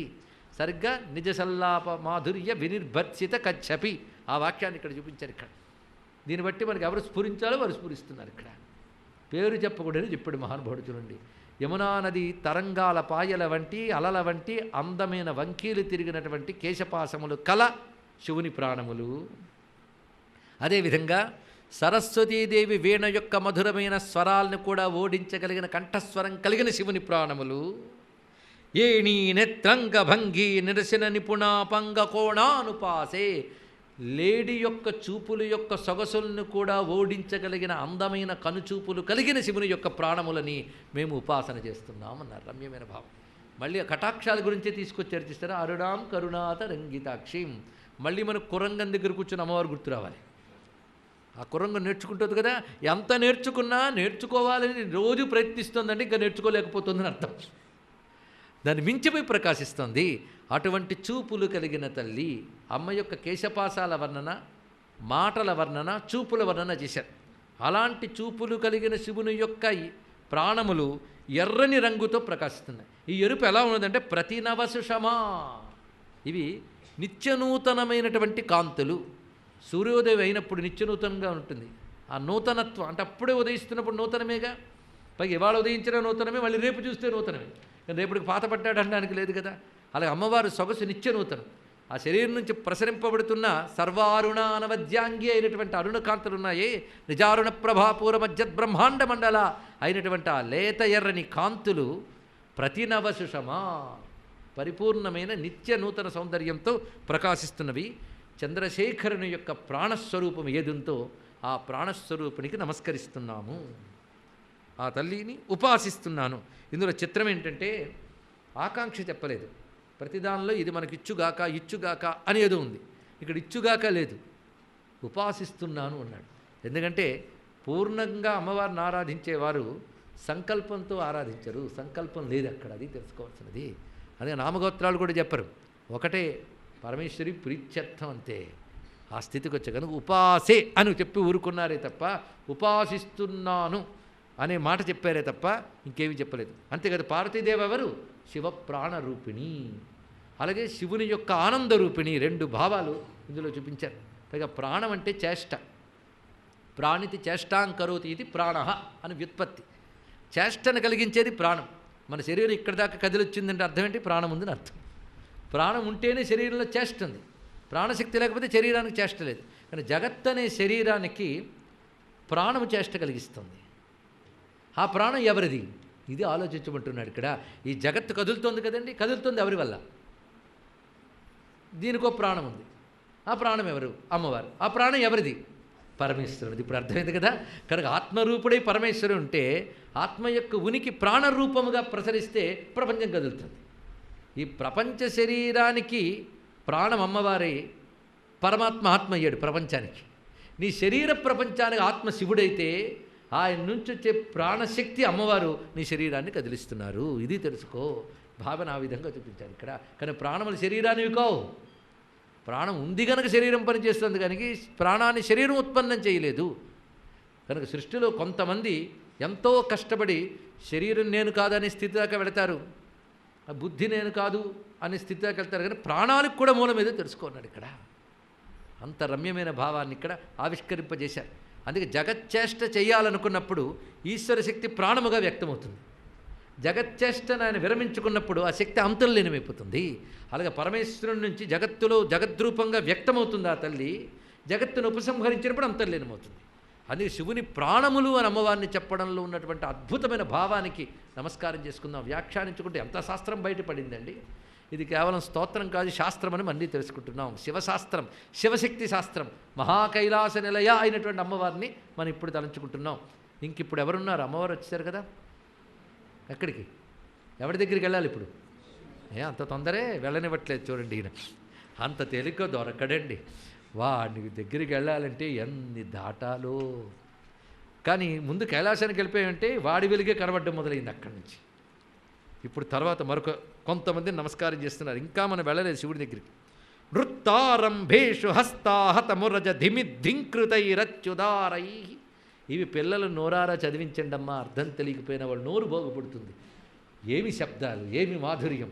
దీన్ని చక్కగా చదువుతుంటే అది ఆరోహ క్రమంలో వెళ్ళి మళ్ళీ అవరోహణ క్రమంలో దిగేటప్పుడు మీకు తెలియకుండా పిల్లాడి చేత కొన్ని వందల ప్రాణాయామాలు చేయించే శక్తి వస్తుంది ఈ శ్లోకాలకి. ఇలాంటి శ్లోకాలు చదవాలి. టింకిల్ టింకిల్ అంటూ ఎంతకాలం గోల. పిల్లల చేత కంఠస్థ పెట్టించాలి. అందుకే చదువుతున్నాం ఇక్కడ. మాకే నోరు తిరగట్లేదంటే మీ పెద్దలకే తిరగడం కష్టం. బాల్యంలోనే తిరగడం సులభం, తెలుసుకోండి ఇక్కడ. అప్పుడు తిప్పితే తర్వాత మనకు వస్తుంది. ముందు చదివించేసేయండి, తర్వాత ఎప్పుడో అర్థం తెలుసుకుంటారు పెద్ద అయ్యాక. ఎందుకంటే అప్పుడు చెప్పినా అర్థం కానిది. కొందరు పిల్లల్ని ఎదురుగా కూర్చోబెట్టి వీటికి అర్థమైనట్టు చెప్పండి అంటారు. అంతకంటే ప్రమాదం మరొకట్లేదండి. ఎందుకంటే లోతైన విషయాలు తెలుగు మెచ్యూరిటీ కావాలి. ఇది తెలుసుకోండి. పిల్లలకి సంస్కృతిని ఇచ్చేయాలని తెగ తాపత్రయంతో వేదాంత సభల్లోని ఉపాసనా సంబంధ సభల్లో కూర్చోబెట్టకూడదు. వాటి సభలు వేరే ఉంటాయి. వాళ్ళ చేత శుక్లాంబరదను ఈ శ్లోకాలు చదివించండి, ఎప్పుడూ తెలుసుకుంటారు ఇక్కడ. ఎందుకంటే మెచ్యూరిటీ వస్తే కనుక కొన్ని అర్థం కావు. దాని మెచ్యూరిటీ దానికి కావాలి ఇక్కడ. అలా ఇప్పుడు చెప్పే విషయంలో కూడా అంత లోతైనవే. కానీ ముందు నోరారా చదువుకోవడం మొదలు పెడితే శివుడు అమ్మవారు ఇందులో ఉన్నారా అంటే బాబు చాలు. ఎప్పుడో పెద్ద అయ్యాక అనుగ్రహం ఉంటే అర్థం తెలుసుకుంటారు. నువ్వు నోరారా చదివించండి శంకర భగవత్పాద శ్లోకం. ప్రతి ఏడాది మనం చెప్పుకుంటూ ఉన్నాం. ఈ ఏడాది కూడా ఈ రోజు నుంచి రోజుకొకటైనా నేను శంకర భగవత్పాలు వారి వాంగ్మయం చదివి పడుకుంటానని నిర్ణయించుకోవాలి ప్రతివాడు కూడా. ఏదో ఒకటి నీకు ఆయన ఇష్టమైన ప్రకరణ గ్రంథమో, స్తోత్ర గ్రంథమో, భాష్య గ్రంథమో ఏదో ఒకటి చదువు అర్థతాత్పర్యాలతో. అర్థమైంది చదువుకుని పడుకో. ఇది ఒక్కటి ప్రతిజ్ఞ పట్టుకుంటే చాలండి. ఒక్క శంకర వాంగ్మయం చాలు మన బ్రతుకుల్ని తరింపజేయడానికి. ఏమంటే మరి పురాణాలు అక్కర్లేదా, స్మృతులు అక్కర్లేదా? శృతులు అక్కర్లేదంటే శృతి స్మృతి పురాణానాం ఆలయం. ఇంకేమన్నది మన వాంగ్మయం వాటి సారం. ఆ ప్రతిజ్ఞ పట్టుకోవడం కోసమే ఏడాదికి ఒక గొప్ప గ్రంథం మనం తీసుకుని చెప్పుకుంటున్నామంటే ఏడాదంతా చాలది. వృత్తారంభేషు హస్తాహత మురజ ధిమిద్ధింకృతైరచ్యుదారై చిత్తానందం విధత్తే సదసి భగవత సంతతం యస్స నంది చండీ సాధ్యాస్తధాన్యే చతుర గుణగణ ప్రాణిత స్వామి సత్కారౌత్కర్షోద్యత్ ప్రసాదా ప్రమద పరివృఢా పాంతు సంతోషిణో నహ. దీర్ఘ సమాస బంధురంగా రచించారు ఇక్కడ. మరి కైలాసంలో ప్రమదగణాలన్నీ కలిసి సంరంభం చేస్తూ ఉంటే అంత తేలిగ్గా ఉంటుందండి. పైగా ప్రమథగణ నాథులు ఇందులో వర్ణింపబడ్డారు. ఒకడు నందీశ్వరుడు, ఇంకోడు చండీశ్వరుడు. ఇలాంటి ఎన్నో గణములు ఉన్నాయి. ఆ గణపతులు ఉన్నారు. గణేభ్యో గణపతిభ్యశ్చ వో నమః. గణములు గణపతులు వీళ్ళు అక్కడ ఉన్నారు. వారు మాకు ఆనందము కలిగింతురుగాక అన్నారు ఇక్కడ. వాళ్ళు ఎప్పుడు సంతోషంగా ఉంటుంటారు. అది గొప్ప విషయం. కైలాసంలో ఉన్నవాడు కూడా అప్పుడప్పుడు దుఃఖపడ్డాడు. ఇంకెందుకు కైలాసం? అక్కడ దుఃఖానికి చోటు లేదు. పరమానందానుభవం నిత్యం అనుభవిస్తున్నారు. అది నిత్య సంతోషంతో ప్రకాశిస్తున్నటువంటి వారు. వాళ్ళ ఉత్సాహం చూడాలండి. నందీశ్వరుడు మొట్టమొదటిగా గణనాథుడు. నందీశ్వరుడికి 2 రూపాలు, ఒకటి వృషభ రూపం, ఒకటి గణనాథ రూపం ఒకటి. అందుకే ప్రమద గణాలన్నింటికీ ఆధిపత్యం ఇచ్చాడు పరమేశ్వరుడు, శిలాదపుత్రుడైనటువంటి నందీశ్వరుడు. అటువంటి నందీశ్వరుడు సుయసాపతి, సుయస ఆయన భార్య పేరు, ఆ సుయసాపతి అయిన అటువంటి వాడు గణములకు పతిగా ఉన్నాడు. ఇది ఒక రూపం. వృషభం మరొక రూపం. ఆయన్ని మన నందీశ్వర అన్నప్పటికీ కూడా గణములకు పతిగా భావించడం జరుగుతుంది. అందుకే వృషభనామం అక్కడ చెప్పారు, నందినామం ఇక్కడ చెప్పారు. ఈ నందీశ్వరుడికి ప్రత్యేకంగా ఒక అద్భుతమైన వర్ణన చేస్తున్నారు ఇక్కడ. వృత్తారంభేషు హస్తాహత మురజ ధిమిద్ధింకృతైరచ్యుదారై చిత్తానందం విధత్తే సదసి భగవత సంతతం యస్సనంది. శివుడు కైలాసంలో తాండవం చేస్తున్నప్పుడు మురజము అనొక వాద్యం తీసుకుంటాడు. అంటే ఇంచుమించు మధ్యలో వంటిది. విష్ణువు ఎలాగో మృదంగం మ్రోగించుతూ ఉంటాడు అక్కడ.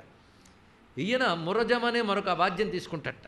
దాన్ని ధిమిద్ధింకృతై, ధిమి ధిమి అని మోగిస్తూ ఉంటాడు. ఎప్పుడు వృత్తారంభేషు, అలా మ్రోగిస్తూ ఉన్నప్పుడు చాలా అద్భుతంగా మ్రోగిస్తాడు. అచ్యుదారై, చాలా రమ్యంగా సుందరంగా మ్రోగిస్తాడు. ఆ ధ్వని విని శివుడి చిత్తం ఆనందం పడుతుంది. నటరాజు యొక్క చిత్తం ఆనందంతో నాట్యం చేయడానికి ఈయన యొక్క మురజధ్వని ప్రేరేపణ కలిగిస్తుంది ఇక్కడ. అనగా ఎవని యొక్క మురజము యొక్క ధిమిధిమి నాదములు శివునికి ఆనందం కలిగిస్తున్నాయో సదసి సభలో, నాట్య సభలో భగవత పరమేశ్వరుని యొక్క చిత్తానందం విధత్తే. ఆ నృత్య సదస్సులో సదసస్పతి కదండి ఆయన, సభాపతి. ఆ సభాపతి సదసస్పతి అయినటువంటి నటరాజస్వామి వారు నాట్యం చేస్తున్నప్పుడు ఎవరి యొక్క మురజ ధిమిధిమి నాదములు ఆనందం కలిగిస్తున్నాయో ఆనందీశ్వరుడు. అదేవిధంగా చండీ సాధ్యా తథాన్యే, చండీసుడు మొదలైన వారు, భృంగి, రిటి, చండి మొదలైన వాళ్ళు అనేక మంది ఉన్నారు.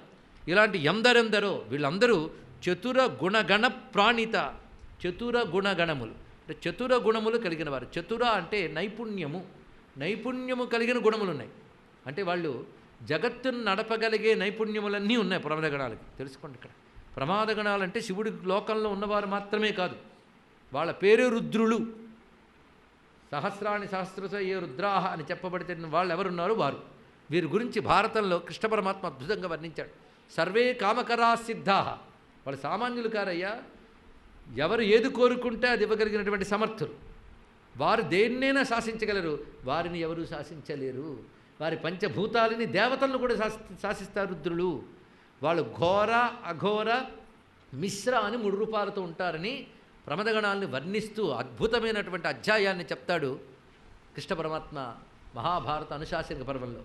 ఇదే భావం మనకి ద్రోణ పర్వంలో అశ్వత్థామకు వ్యాసుడు బోధిస్తాడు. ఈ ప్రమదగణాలు అర్థం చేసుకుంటే సహస్రాణి సహస్రతో ఏ రుద్ర అర్థమవుతుంది. వాళ్ళు ఎవరంటే దేవానాగం హృదయేభ్య అన్నారు. దేవతలకు కూడా హృదయములైన వారు. అంటే అర్థం ఏంటి? హృదయం ఏం చేస్తుంది? నేను ప్రేరేపించి నీ చేతి పని చేయిస్తుంది, అంతే కదా. ఎంతైనా మనసు చెప్తే కానీ మీరు ఇక్కడి దగ్గర రారు. అలాగే దేవతలకు కూడా ప్రేరేపణ ఇవ్వగలిగినటువంటి వారు అని చెప్తున్నారు ఇక్కడ. దేవానాం హృదయేభ్య అంటే మాటకింత అద్భుతమైన భావం ఉంది. అటువంటి రుద్రులు, అలాంటి వాళ్ళు ఎంతమంది ఉన్నారో ప్రమదగణాలు లెక్కలేదు. ఒక మాట చెప్తారండి శైవాగమాల్లో, శివుడు సముద్రమైతే వీళ్ళందరూ దాని యొక్క కెరటాలు, బిందువులు, అలలు, లయలు అన్నాడు. ఇక్కడ ఎంత అందమైన విషయం ఇక్కడ. సముద్రం నుంచి ఉత్పన్నమయ్యే కెరటములకు, తరంగాలకు, అలలకు ఎలాగైతే భేదము లేదో తత్స్వరూపమే అదేవిధంగా శివుని యొక్క ప్రమదగణములన్నీ శివునికి సంకల్పం చేత ఆయన నుంచి వెలువడిన లీలాశక్తులే. అందుకే వాళ్ళందరికీ నమస్కారం చేసుకున్నప్పుడు శివుడికి నమస్కరించినట్లే. అలాంటి వారు వాళ్ళు ఎప్పుడూ కూడా స్వామిని సేవ చేస్తూ ఉంటారు. ఇదిగో నందీశ్వరుడు ఇలా సేవ చేయలే, అలాగే చండీశ్వరుడు మరొక రకంగా, భృంగి ఇంకొక విధంగా, రిటి మరొక విధంగా, ఇలా అనేక రకాల చతుర గుణగణములు స్వామిని సేవ చేస్తూ ఉంటే స్వామి వాళ్ళు చేస్తున్న సేవను చూసి సత్కరిస్తున్నట్ట. బాగుంది అని వాళ్ళని అభినందిస్తున్నాడు. అంటే ఒక సేవని మెచ్చుకోవడం కూడా రాజు యొక్క గొప్ప లక్షణం. వీళ్ళందరూ చేస్తున్న సేవని ఆయన మెచ్చుకోగానే ఆ మెచ్చుకోలే మాకు చాలని ఆనందిస్తూ ఉన్నటువంటి ప్రమదగణములు ఎవరైతే ఉన్నారో వారు మనకు సంతోషము కలిగింతురుగాక అని దీని యొక్క భావం.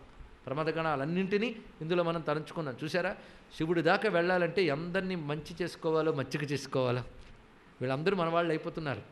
అటువంటి రమ్యమైనటువంటి ప్రమదగణాలన్నీ శివుని సేవ చేస్తూ శివుని యొక్క ఆనందాన్ని, సత్కారాన్ని పొందుతూ దానితో సంతోషిస్తున్నారు. అంటే వాళ్ళకి కావలసింది ఒక్కటే, శివప్రీతి, మరొకటి లేదు. అదే ప్రయోజనం. శివప్రీతియే ప్రయోజనముగా కలిగిన వారు. ఆయన ప్రీతి పొందిపోయేటప్పుడు ఆనందిస్తున్నారు కనుక వాళ్ళు ఎప్పుడూ ఆనందంగానే ఉంటారు. ఆయన ఎప్పుడూ వారి పట్ల ప్రీతిగానే ఉంటారు. ఆయన ఎప్పుడూ వాళ్ళకి కైంకర్యం చేస్తూనే ఉంటారు. అటువంటి ప్రమదగణములు మనల్ని రక్షించుగాక. అందుకే శతం అనంతం, అనంతమైన రుద్రులు ఎక్కడ కీర్తింపబడ్డారో దాన్ని శతరుద్రీయం అని కూడా అంటూ ఉంటాం. అటువంటి ఆ రుద్రస్వరూపాల్ని ఇప్పుడు మహారుద్రం జరుగుతున్న ప్రాంగణంలో చెప్పుకొనడం అనే భాగ్యాన్ని కల్పించిన కంచి మహాస్వామి చంద్రశేఖరేంద్ర సరస్వతి స్వామివారికి, కాంచీ యతీంద్రులైనటువంటి మహాత్ములందరికీ మనం నమస్కారం చేసుకుందాం. ఇప్పుడు తర్వాత శ్లోకంలోకి ప్రవేశిస్తున్నాం. ఇంకా శివుడు రాలేదే. ఆయన మహారాజండి. ఆయన దగ్గరికి వెళ్ళాలంటే టపీమని వెళ్ళిపోగలమా? అమ్మ కంటే దయ ఎక్కువ కనుక కనబడింది. తీసుకెళ్తుంది అయ్యవారి దగ్గరికి. అమ్మ పని శివజ్ఞాన ప్రదాయిని తీసుకెళ్తుంది. ఆయన యొక్క అద్భుతమైన భవనాన్ని వర్ణిస్తున్నారు. శివుడుండే భవనం కైలాసంలో అద్భుతమైన భవనం. ఆ భవనం ఎలా ఉందో చూపిస్తున్నారు. రాజుగారి దగ్గరికి వెళ్ళాలంటే ముందు కోటలోకి వెళ్ళాలి కదా. ఆ కోట అందం ఎంత అందంగా ఉందో చూపిస్తున్నారు. ముక్తామాణిక్యజాలై పరికలిత మహాసాలమాలోకనీయం ప్రత్యుప్తానర్ఘరత్నై దిశి దిశి భవనై కల్పితర్దిక్పతీనాం ఉజ్జానైరద్రికన్యా పరిజన వనిత మాననీయై పరీతం హృజ్యం హృజ్యస్తు నిత్యం మమ భువనపతేర్ధామ సోమార్ధమౌళే. మళ్ళీ చంద్రశేఖరుని యొక్క ధామము. ఇటువంటి ధామము మన మనస్సుకు ఆనందము కలిగించుగాక. అంటే శివుడు ఉండేటటువంటి అద్భుతమైన నివాస భవనం, అది మనకు ఆనందం కలిగించాలి. భువనపతి యొక్క భవనం అండి. ఇక్కడ సమస్త భువనములకు ఎవడు ప్రభువు వాడి యొక్క భవనం ఎంత బాగుంటుందో ఆలోచించండి. అది రమ్యమైన ప్రాకారాలతో ఉన్నది.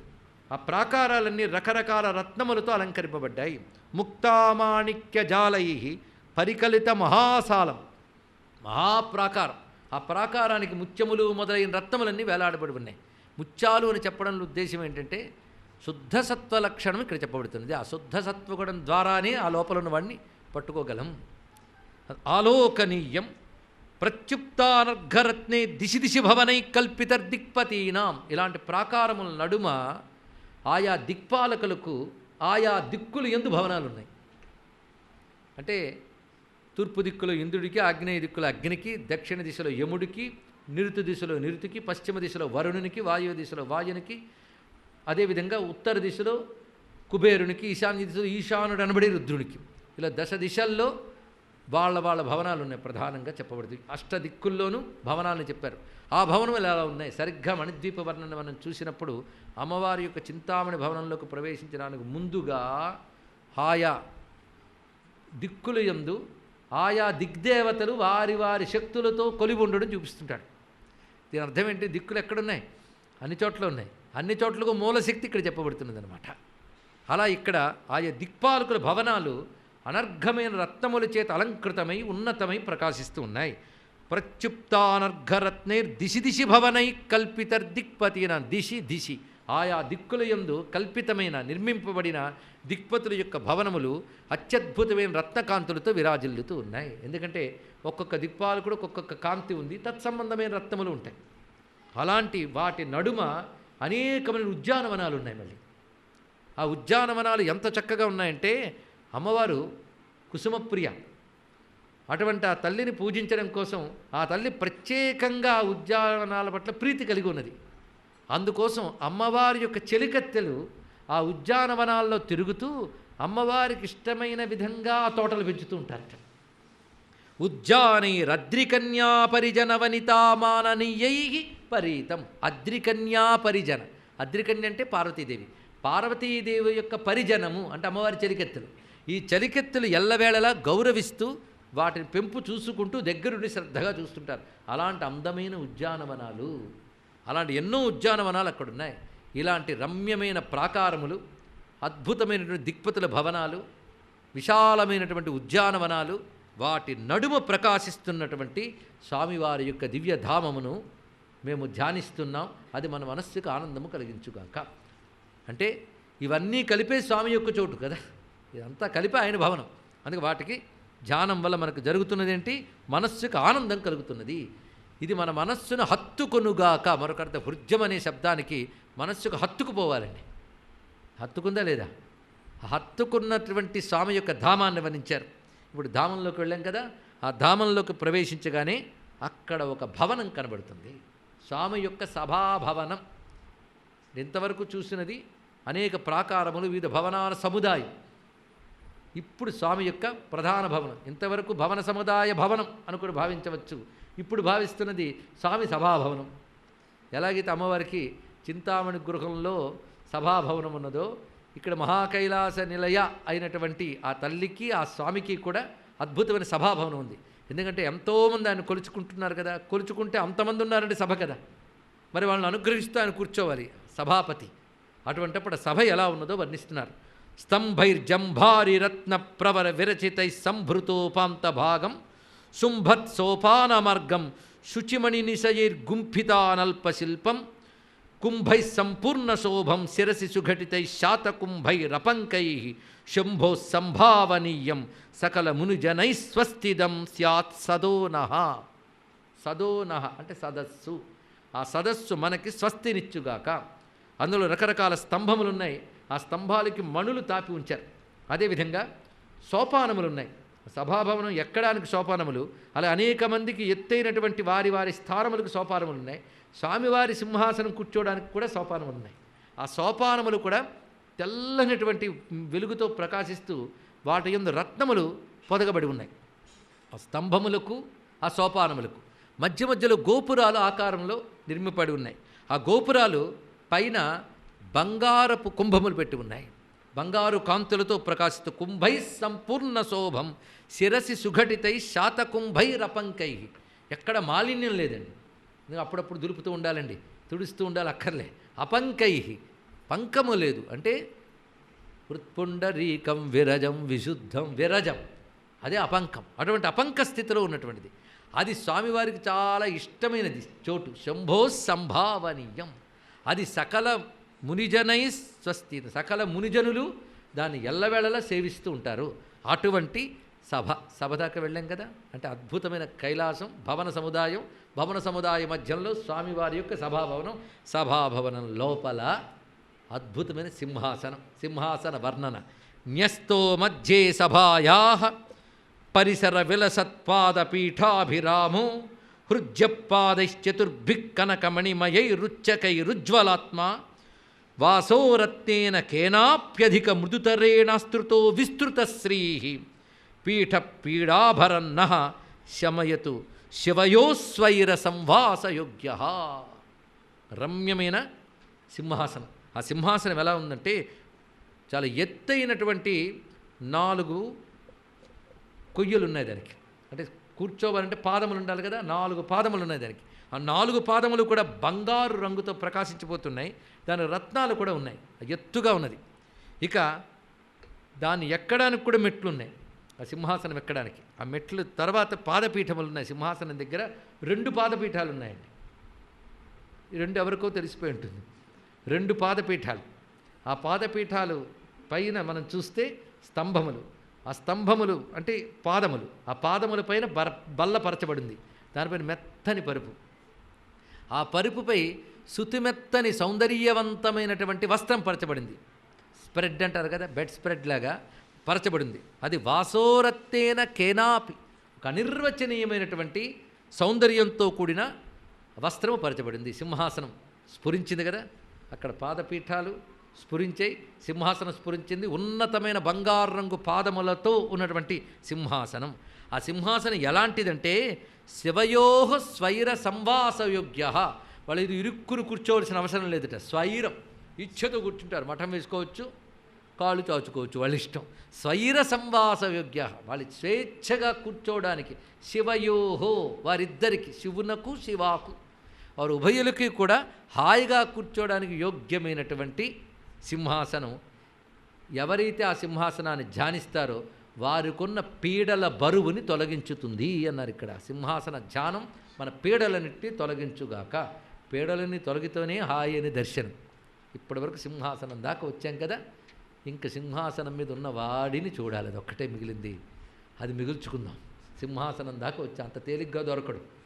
ఎదురు చూద్దాం 24 గంటలు.